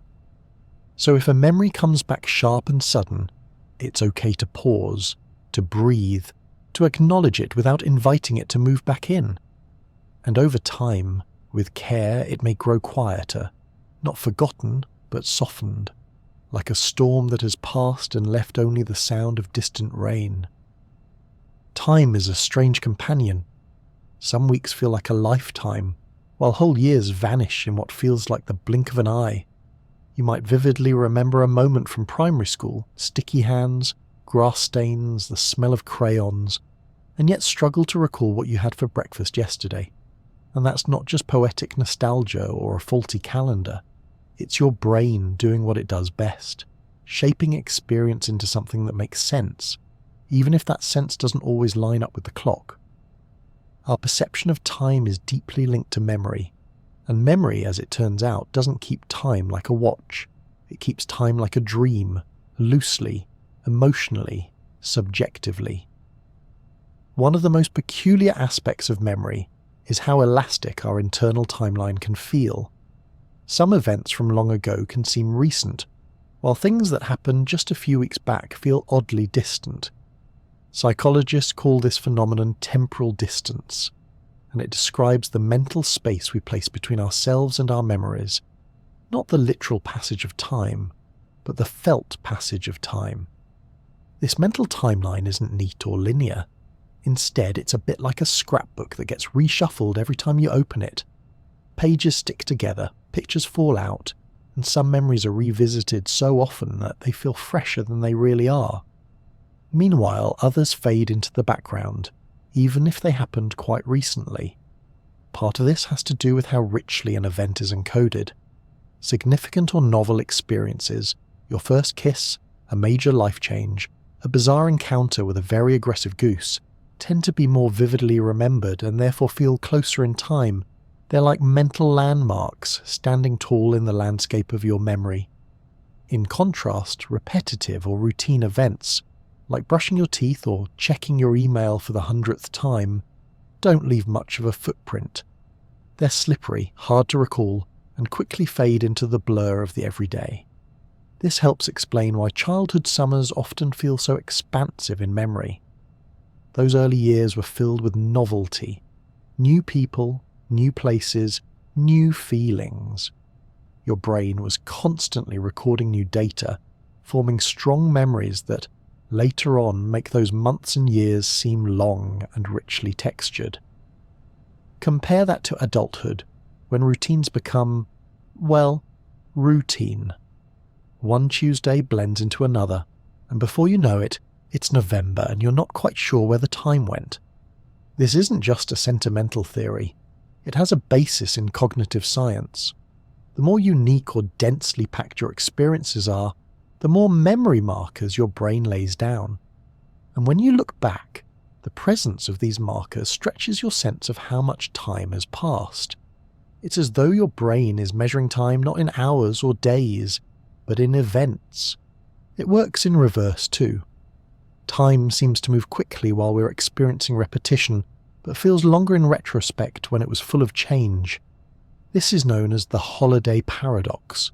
A relaxing week at the beach might feel blissfully fast in the moment, but when you think back on it, with all its new sights, smells, and little adventures, it feels longer than the actual 7 days. Meanwhile, a week of identical commutes and office lunches might feel endless at the time, but later seem to vanish without a trace. The brain, in this way, plays a clever trick. It compresses time when there's nothing new to report, and stretches it when there's something worth remembering. Another curious thing is how our emotional state influences our perception of time. When we're anxious or stressed, time seems to drag. Every minute in a waiting room can feel like 5. But when we're joyful, engaged, or immersed in something we love, time flies by. Yet paradoxically, those joyful moments feel longer in memory because they leave a more lasting impression. So time both flies and stretches, depending on how you look at it. There's also evidence that as we age, time seems to speed up. Not because clocks tick faster, but because we form fewer new memories. In childhood and early adulthood, the brain is constantly learning and adapting. Everything is novel. But as routines set in, and fewer truly new experiences are encountered, time appears to accelerate. With fewer standout events, the years blend together. It's not that there's less time, it's that there are fewer bookmarks. This might explain why people often seek novelty as they get older. travelling, picking up new hobbies, making spontaneous choices. It's not just about adventure, it's about slowing down time by giving the brain something fresh to chew on. Even small changes, like taking a new route home or trying a new recipe, can add texture to a day and make it more memorable. Our perception of time also gets warped in unusual situations. People who experience trauma often report a sense of time standing still during the event. The brain, flooded with stress hormones like adrenaline, kicks into high gear, taking in more sensory information than usual. The result is that those moments get recorded in extraordinary detail, and the memory feels longer than it really was. Conversely, boredom can make time seem to crawl in the moment but vanish entirely in memory, because it leaves so little behind. Interestingly, even your sense of self influences how you place memories on your timeline. Memories that align with your current identity feel closer and more vivid, while those that contradict who you are now might feel more distant, even if they happened recently. Your brain doesn't just store events, it curates them, arranging the ones that make the most narrative sense near the front. This narrative shaping is part of how we build a coherent story of who we are. Memory and time perception are deeply personal, not just biological processes, but storytelling tools. You're not just recalling facts, you're building a version of the past that helps you understand the present. Of course, all of this means that memory is less like a clock and more like a painter, creative, emotional, occasionally unreliable, and that's okay. We don't need perfect accuracy to make sense of our lives. We need meaning, connection, and the ability to look back and see a path that feels like our own. So if it feels like last year just started yesterday, or like your teenage years are strangely close while last month is a blur, don't worry. Your brain is doing its job, sifting, shaping, softening, stretching the meaningful moments and gently compressing the rest. Time, after all, isn't just measured in seconds. Sometimes it's measured in sunsets, in songs, in laughter, or in the way someone made you feel when they looked at you across the room. And those moments, regardless of what the calendar says, always seem to find a way to linger. Sleep might feel like doing nothing, but inside your head, it's anything but idle. When your body finally settles down for the night, blanket tucked, pillow fluffed, limbs sinking slowly into stillness, your brain begins one of its busiest shifts. It has a to-do list and memories at the top. While you drift away, the mind gets to work, sorting, sweeping, filing, and yes, forgetting. The relationship between sleep and memory is one of the most fascinating and strangely poetic areas in neuroscience. Sleep doesn't just help you rest, it helps you remember, and equally important, it helps you forget. Let's start with memory consolidation, which is the process of stabilizing and strengthening memories after they've been initially formed. Throughout the day, your brain collects a chaotic pile of experiences, thoughts, images, emotions, facts, conversations. It's as if you've spent all day picking up souvenirs without a backpack. By nightfall, you're overloaded and dropping things. During sleep, your brain finally gets the chance to organize that mess. In particular, during REM sleep, the phase where dreams tend to be most vivid, the hippocampus and neocortex engage in a sort of neural dialogue. The hippocampus, which temporarily stores new memories, replays information back to the cortex where those memories can be distributed for long-term storage. It's a bit like moving files from your desktop to a more permanent folder. Studies using EEG and fMRI have shown that specific patterns of brain activity seen during learning are replayed during sleep, almost like a memory echo. This replay appears to help strengthen the memory trace, making it more stable and less prone to decay. It's why a good night's sleep after studying improves recall, and why staying up all night cramming is usually more heroic than helpful. But sleep doesn't save everything. Not every memory makes the cut. In fact, forgetting is a central part of the sleep process. While the brain is consolidating useful memories, it's also quietly weakening or removing others. The ones that aren't repeated, emotionally relevant, or particularly useful often get quietly swept aside. This selective process is known as synaptic downscaling. The idea behind synaptic downscaling is simple. During the day, your brain strengthens lots of synapses, connections between neurons, based on what you experience. But there's a cost to this constant strengthening. If left unchecked, the brain's connections would grow noisier, less efficient and energetically expensive. Sleep offers a reset. The brain globally weakens synapses across the board, but preserves the strongest, most important ones. Think of it as trimming a bush so the healthiest branches can thrive. One of the stars of this nightly cleanup crew is a relatively recently discovered system called the glymphatic system. Unlike the better-known lymphatic system that handles waste in the body, the glymphatic system operates in the brain. It becomes especially active during deep sleep and helps flush out metabolic waste products that accumulate during waking hours. Among the substances cleared are things like beta-amyloid and tau proteins, which are associated with neurodegenerative diseases like Alzheimer's. While we're still learning the full role of these proteins, the fact that they're removed during sleep suggests that consistent, deep rest might be crucial for long-term brain health. The brain essentially opens up fluid channels during sleep, allowing cerebrospinal fluid to flow between cells and carry away toxins. It's as if the janitorial staff turns on the lights, rolls up their sleeves and starts scrubbing the neural hallways clean. This house cleaning isn't just about physical debris. Emotional clutter also gets sorted. Dreaming, that surreal nighttime theatre of odd storylines and impossible scenarios, may actually be one of the brain's ways of processing emotional experiences. While not all dreams are emotional, a significant number of them feature themes of conflict, social interaction, or anxiety. One theory suggests that dreams provide a safe simulation space, a way for the brain to revisit emotional situations in a less threatening context, reworking the narrative and adjusting the emotional tone. This might explain why events that feel raw and overwhelming one day can seem more manageable after a good night's rest. It's not just time healing the wound, it's sleep reshaping the experience. In REM sleep, the brain appears to reactivate emotional memories in a way that reduces the stress response. This can lead to what's been called the overnight therapy effect. There's evidence that people who are deprived of REM sleep have a harder time regulating their emotions.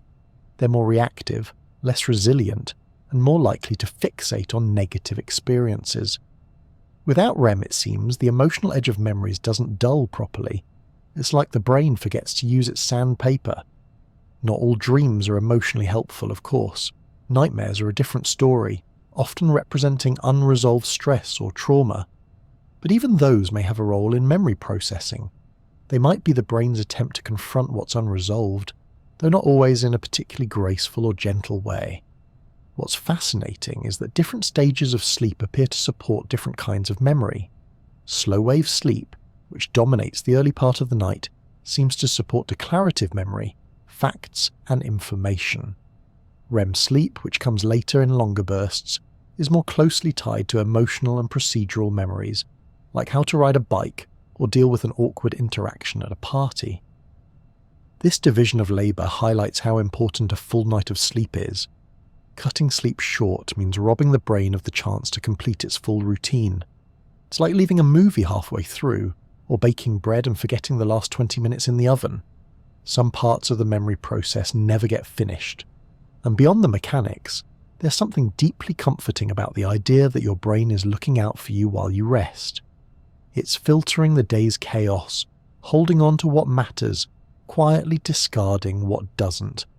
It's the librarian reshelving books, the gardener trimming excess growth, the therapist gently helping you let go of what you don't need to carry anymore.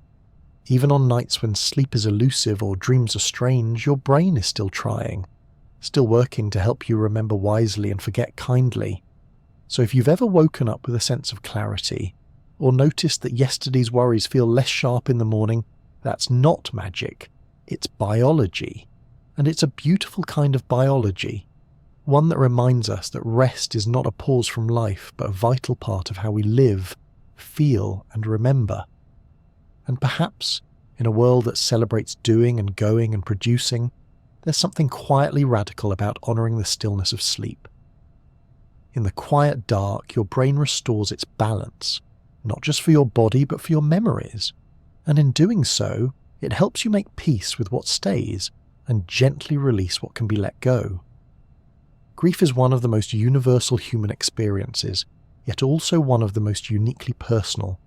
Everyone grieves differently, at different rhythms, in different shades and textures.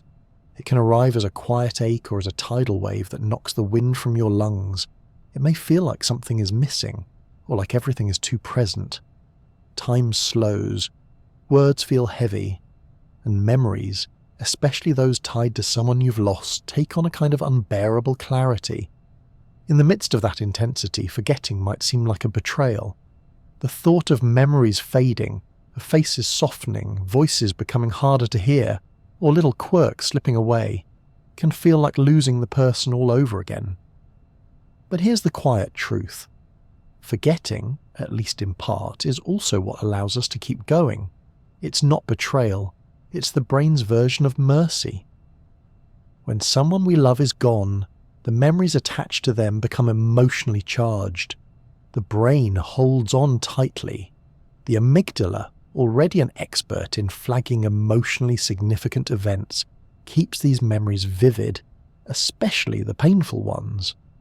The hippocampus, responsible for storing and retrieving these moments, becomes flooded with cues, songs, photos, places that bring those memories rushing back. In the early stages of grief, this is intense. A single scent or phrase can bring tears in an instant. The memory is sharp, alive, and unrelenting. That's because the loss is still recent, not just in time, but in emotional space. Your brain hasn't yet learned how to carry it. It hasn't found the right container. Over time, something gradual begins to happen. The pain, while still present, starts to lose its jagged edge. The memories become less intrusive.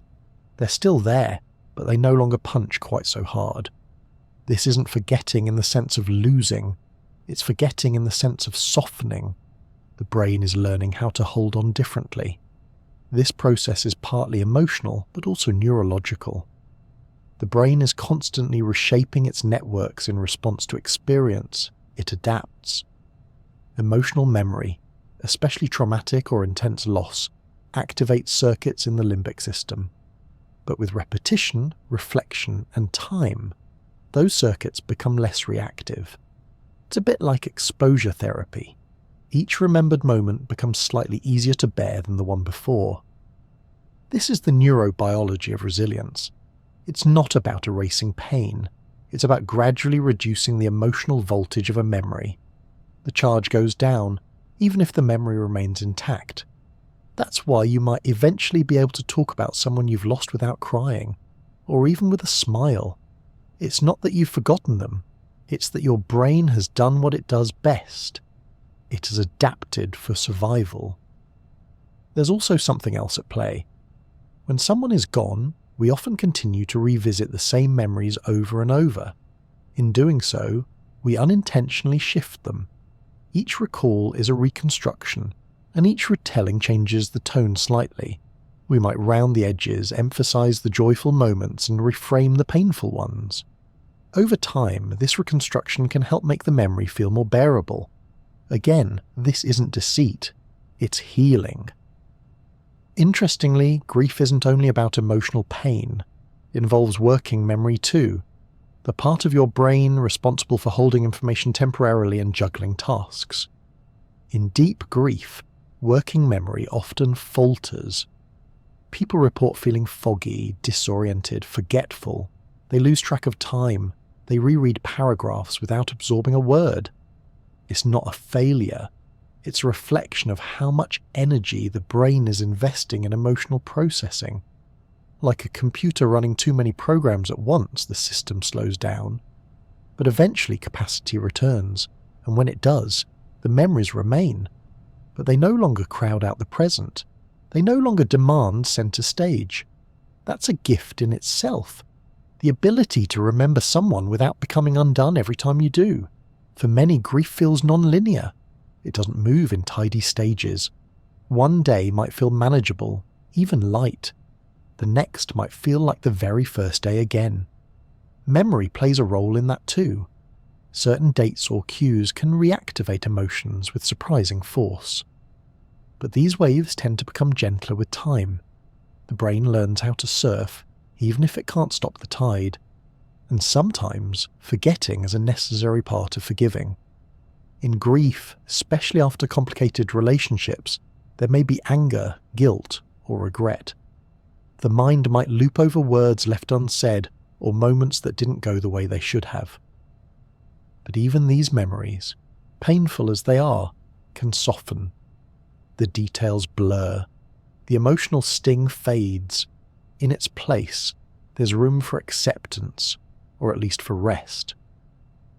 None of this means forgetting is easy. There can be fear attached to it. The fear of losing connection, of dishonouring the memory, of moving on too far, too fast. But letting go isn't the same as letting someone disappear. You can carry a memory differently and still carry it fully.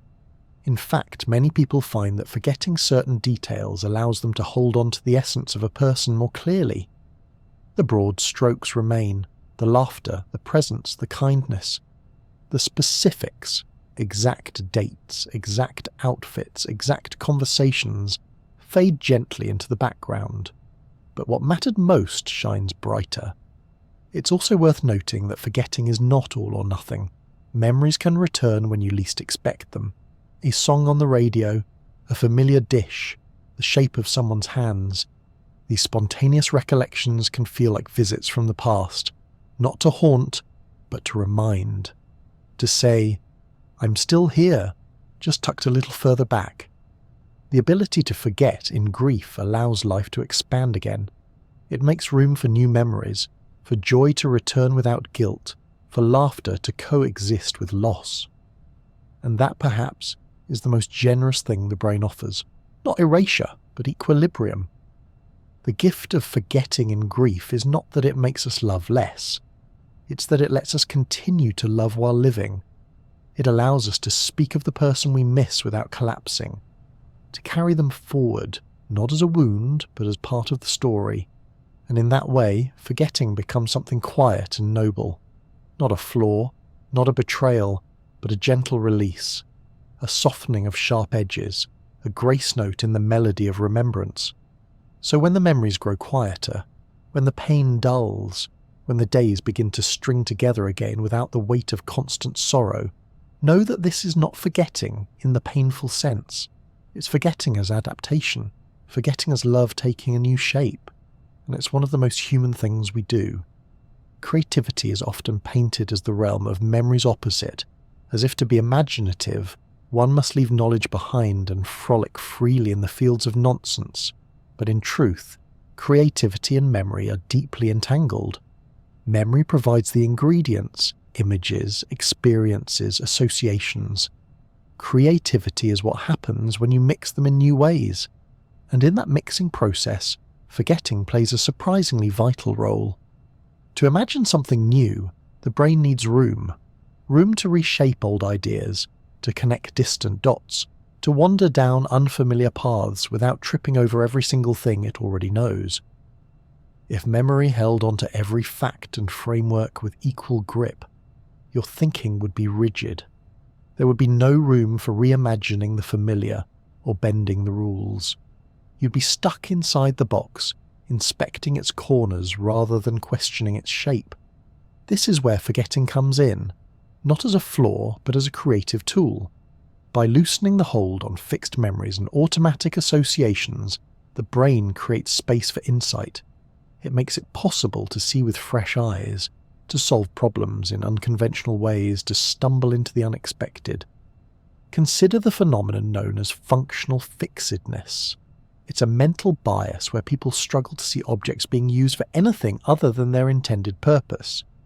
If you need to prop open a door and all you have is a book, your ability to do so depends on whether you can forget momentarily that the book's primary function is to be read. If you're too tied to that purpose, too anchored in memory, you might not see it as a doorstop at all. This is one reason why young children are often so wildly creative. Their memories are less cluttered with conventions. They haven't yet learned all the correct uses for things. Give a child a spoon and they might stir with it. Wear it as a hat, use it as a catapult, or declare it a royal scepter. Their imagination isn't hemmed in by too much prior knowledge, and while we can't unlearn what we know, we can allow some of it to blur at the edges, to forget just enough to see things differently. This is the heart of divergent thinking, the ability to generate multiple solutions to a single problem. Divergent thinking depends not just on what you remember, but on how flexibly you can manipulate those memories. Can you set aside what's typical? Can you mix ideas from unrelated domains? Can you forget the expected in favour of the unusual? There's research to support this. Studies have shown that individuals who demonstrate greater creative thinking often show reduced activation in certain memory-related brain areas during problem solving. This doesn't mean their memories are poor, far from it. It means they're not over-relying on memory. Their brains are less constrained by past patterns and more open to novelty. One especially interesting idea in this space is called cognitive disinhibition. It's the tendency to let more information into consciousness, including things most people might filter out. People high in creative achievement often show greater cognitive disinhibition. Their brains are less rigid in screening out irrelevant thoughts or associations, which can lead to surprising and original ideas. Of course, disinhibition alone isn't enough. You need structure to make sense of your ideas. But forgetting in the right doses can provide the flexibility needed for that initial spark. It clears the canvas just enough for new patterns to emerge. There's also the matter of incubation, that curious process where stepping away from a problem can lead to insight. You've probably experienced it. You wrestle with a task, get nowhere, take a walk or sleep on it, and suddenly the solution appears. It's not magic. It's the brain letting go of rigid pathways. During rest or distraction, your mind may forget the stuck frame you were using and allow alternative routes to surface. Letting go, quite literally, makes room for creativity. And what about insight, the so-called aha moment? It often arrives when you stop trying to remember the rules. Studies using EEG and fMRI have found that insight is often preceded by a reduction in activity in the visual cortex and other focused attention systems. In other words, you're not consciously digging for the answer. You're letting your mind wander, forget the rules, and then, like lightning, the idea strikes. Even dreams, those surreal nighttime narratives, may be a playground for creativity fueled by forgetting.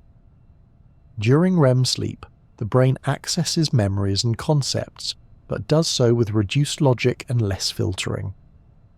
This is why dreams are often bizarre but occasionally insightful.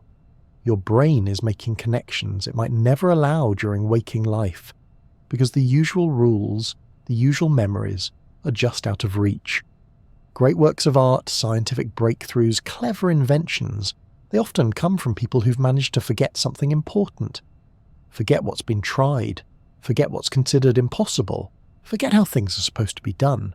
Think of Einstein visualizing riding alongside a beam of light, or Picasso distorting perspective in ways that challenge centuries of tradition, or a poet finding a new way to describe something ancient simply by letting go of the usual metaphors.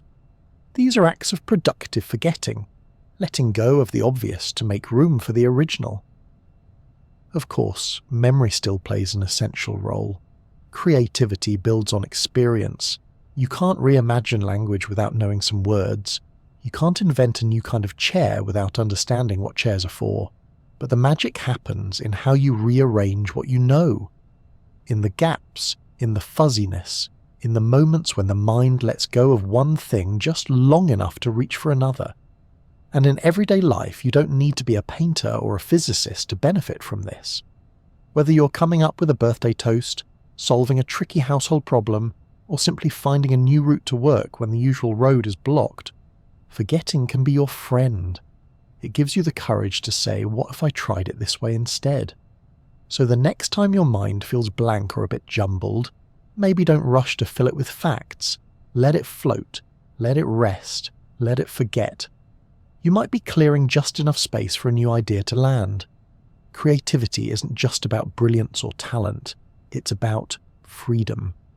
And sometimes, freedom begins with forgetting what you were told was true and imagining what else might be possible.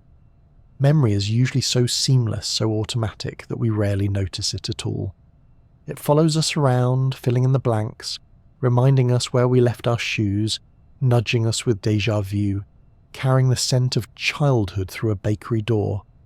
It's only when memory falters, when it bends, warps, or breaks, that we truly begin to understand how miraculous and delicate it really is. Memory disorders pull back the curtain on this quiet marvel. They show us what happens when the systems of remembering and forgetting stop playing nicely.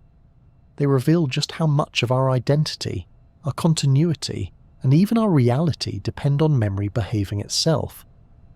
One of the most widely known memory disorders is Alzheimer's disease.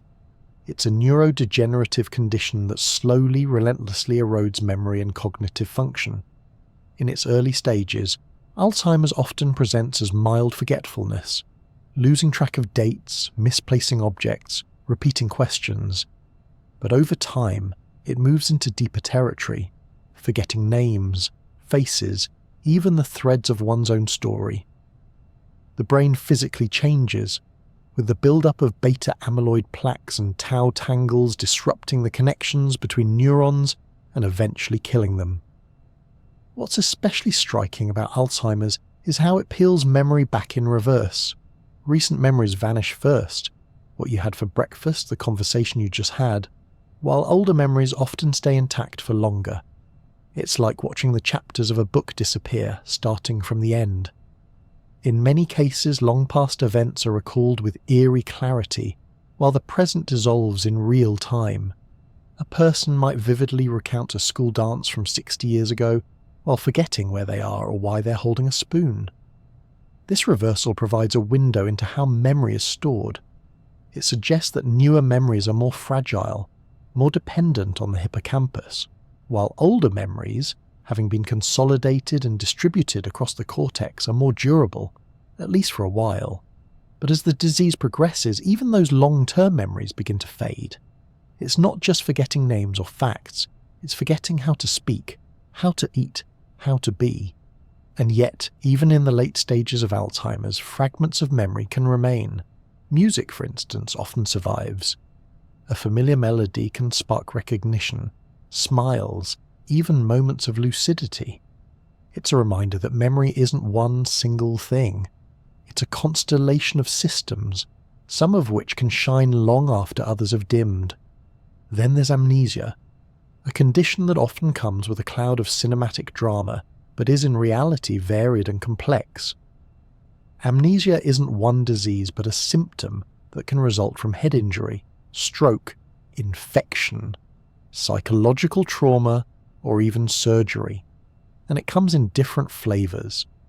Anterograde amnesia is the inability to form new memories after an event. This is what famously affected a man known in the medical literature as HM.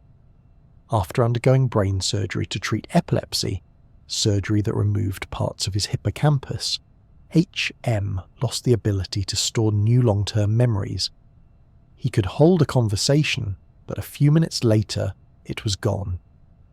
Yet he could still learn new motor skills, like tracing shapes in a mirror, even though he had no memory of practicing. This told researchers that procedural memory, how to do things, is handled by different systems than declarative memory, knowing facts and events. Retrograde amnesia, on the other hand, is the loss of memories formed before an event. People may forget years of their lives, or even their entire identity, though that's quite rare.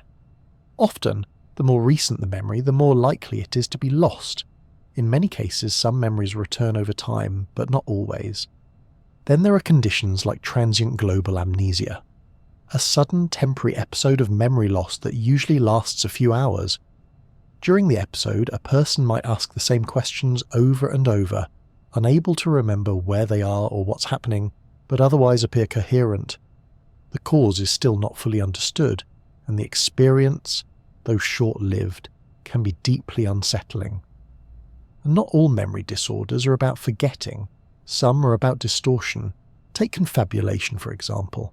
This is when a person fills in memory gaps with fabricated stories without realizing it. It's not lying, there's no intent to deceive.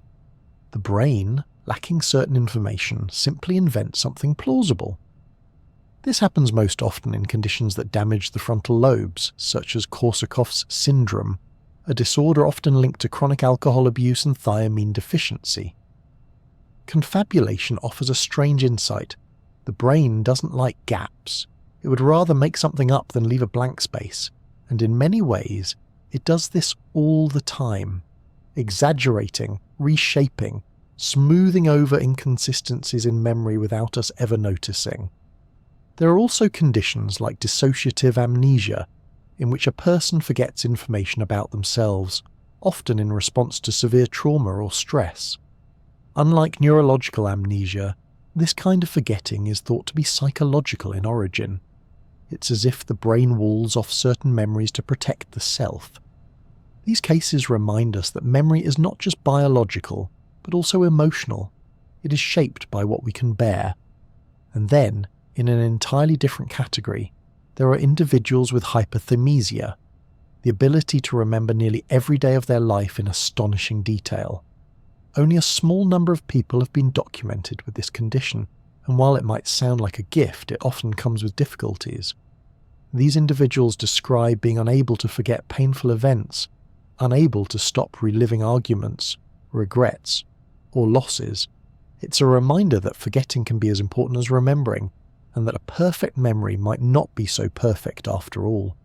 What these memory disorders show us again and again is that memory is not a single system. It's a collection of overlapping networks and processes. You can lose one type of memory and retain another. You can remember how to play the piano but forget that you ever owned one. You can recognize a face but forget a name, or vice versa. They also remind us how little we still understand. Despite decades of research, we're still unraveling the basic mechanisms of memory storage and retrieval. We don't know exactly why some memories vanish while others persist. We can't fully explain why one traumatic event is forgotten and another etched in perfect detail. We don't yet have cures for the major memory diseases, though we're getting closer with each passing year. We do know that memory is deeply tied to identity. When memory breaks down, it's not just information that's lost, it's context, continuity, the story of who we are. And yet, even when memory fails, the essence of a person often remains. There's something more than memory that holds us together. Something quieter, perhaps, but no less real. And finally, these disorders challenge the idea that memory is about truth. The mind doesn't record life like a camera. It edits, distorts, forgets, and sometimes imagines. Even in health, memory is fluid. It bends with emotion. It shifts with time. What matters is not perfect recall, but meaning. So if you ever forget where you left your phone or struggle to recall a name, take comfort in this. Your memory system is doing something far more complex than simply storing data. It's building a narrative, shaping your identity, balancing emotion, and keeping you grounded in time. And even when it stumbles, it still holds remarkable power. Because to remember is human, but to forget in all its strange and surprising ways might be just as important. We often think of forgetting as something broken, an embarrassing lapse, a failure of attention, a sign that the brain isn't doing its job. But what if it's the opposite? What if forgetting is not only natural but vital to a healthy, functioning mind? In fact, the more we learn about memory, the clearer it becomes. A forgetful brain is not a flawed brain. It's a beautifully efficient, ever-adapting system doing exactly what it was designed to do. Forgetfulness, in many cases, is not about loss. It's about letting go. It's the brain saying, you probably don't need this anymore, and quietly removing clutter to keep things running smoothly. If you remembered every detail of every moment, your mind would be a chaotic mess. A noisy warehouse full of unfiled receipts, ancient grocery lists, and every glance, whisper, and pebble you've ever encountered. Not very useful. Instead, the brain forgets, strategically. And in doing so, it protects you, focuses your attention, and creates space for the new. At its core, forgetting is a form of filtration. Throughout the day, your senses take in far more information than your conscious mind can handle. Colours, movements, words, smells, sounds, all flowing in at once. Your brain has to filter what matters from what doesn't. If you notice everything, you remember nothing in particular. Forgetting helps streamline perception and sharpen focus. It lets you zoom in. Forgetting also supports decision-making. Imagine walking into a supermarket and remembering every brand of cereal you've ever seen, every advertisement you've ever heard, and every breakfast you've ever eaten. You'll be paralyzed in the breakfast aisle. Forgetting helps you prioritize. It removes the noise so the signal stands out. This is especially clear when you consider working memory, the short-term system that allows you to hold and manipulate information in real time. It's your mental workspace, and it's limited. You can only juggle so many ideas at once. Forgetting the irrelevant ones keeps the space clear for what you're actually trying to do. And it goes deeper. Forgetting protects your emotional well-being. When painful memories soften with time, it's not weakness, it's survival. The fading of sharp emotional edges allows you to move forward. It's why the sting of a breakup or the embarrassment of a mistake eventually subsides. It's not that you've forgotten the event entirely, it's that your brain has dialed down its emotional volume, allowing you to live in the present. This doesn't just happen by accident. Research shows that certain neural pathways actively support forgetting. Proteins like RAC1 are involved in weakening synaptic connections, those little bridges between neurons that help store memories. The brain builds them up when it learns something new, but it also knows when to tear them down. Synaptic pruning, the process of trimming unused or outdated connections, happens throughout life. It's most dramatic in early development, but it continues quietly in adulthood. Like a sculptor removing excess clay, your brain refines itself by subtraction. This selective forgetting isn't about losing memories, it's about optimizing them. The strongest memories tend to be those that are meaningful, emotional, or frequently revisited. The rest, they're archived or gently released. Think of a library. You don't need every book ever written on the front desk. You need the ones relevant to today. The rest are in storage, or replaced, or recycled. Not gone, just not cluttering your workspace. And here's something else. Forgetting helps creativity. If your brain held on to every fixed rule and familiar solution, it would struggle to think outside the box. By letting go of rigid associations, you create room for fresh combinations, original insights, and imaginative leaps. It's forgetting that loosens the mental grid and allows for new connections to form. You also forget on purpose more often than you realize. You forget old habits when you form new ones. You forget directions when a better route appears. You forget past mistakes, at least in part, when it's time to try again. This isn't failure, it's mental adaptation, a kind of healthy erasure that keeps you light on your feet. Even everyday forgetfulness, the kind that makes you wonder where you put your glasses, which are often on your head, has a practical explanation. These lapses often occur when attention is split. The brain, efficient to a fault, doesn't encode information unless it's flagged as important. If you're thinking about dinner plans while absent-mindedly placing your keys on the counter, your brain simply doesn't register the moment. It's not broken. It's prioritizing. And let's not forget, memory is reconstructive. You don't store moments like files in a cabinet. You rebuild them each time you recall them, drawing from fragments influenced by current emotions, colored by time. Forgetting plays a role here too. The absence of perfect detail allows memories to evolve, to soften, to adapt to new understandings of ourselves and our pasts. This malleability is not a glitch. It's a form of resilience. In fact, one of the most remarkable things about forgetting is how often it allows us to function. Every day you perform complex tasks, navigating conversations, learning new things, making choices, not in spite of forgetting, but because of it. Forgetting clears the mental deck so you can focus, improvise, and move forward without carrying the full weight of everything you've ever thought or felt. There's even evidence that forgetting helps maintain a coherent sense of self. If you remembered every contradictory thought, every passing impulse, every shift in mood, your sense of identity might become fractured. Forgetting helps you weave a story about who you are. Not a perfect story, but a meaningful one. And yes, there are times when forgetting hurts, when names slip, when facts blur, when something you wanted to remember fades too quickly, but those moments are the exception, not the rule.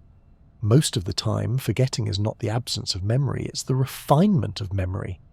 It's worth embracing this idea, especially in a world where we're constantly trying to remember more.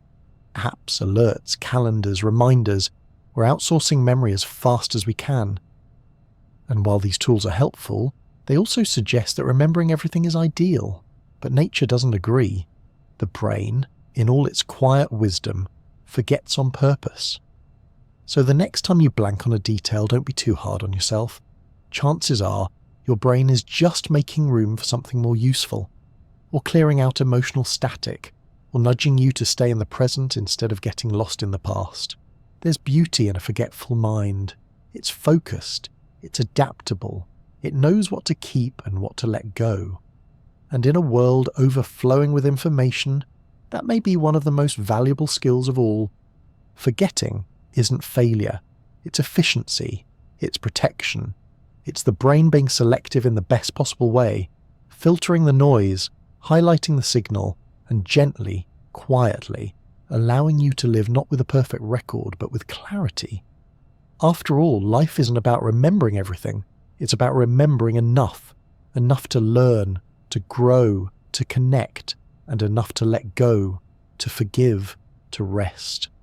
What a journey it's been, wandering through the tangled forests of memory, pulling back the curtain on how the brain decides what to hold on to and what to let gently fade. We've explored forgetting not as a failure, but as a feature. Not a crack in the foundation, but a form of quiet brilliance.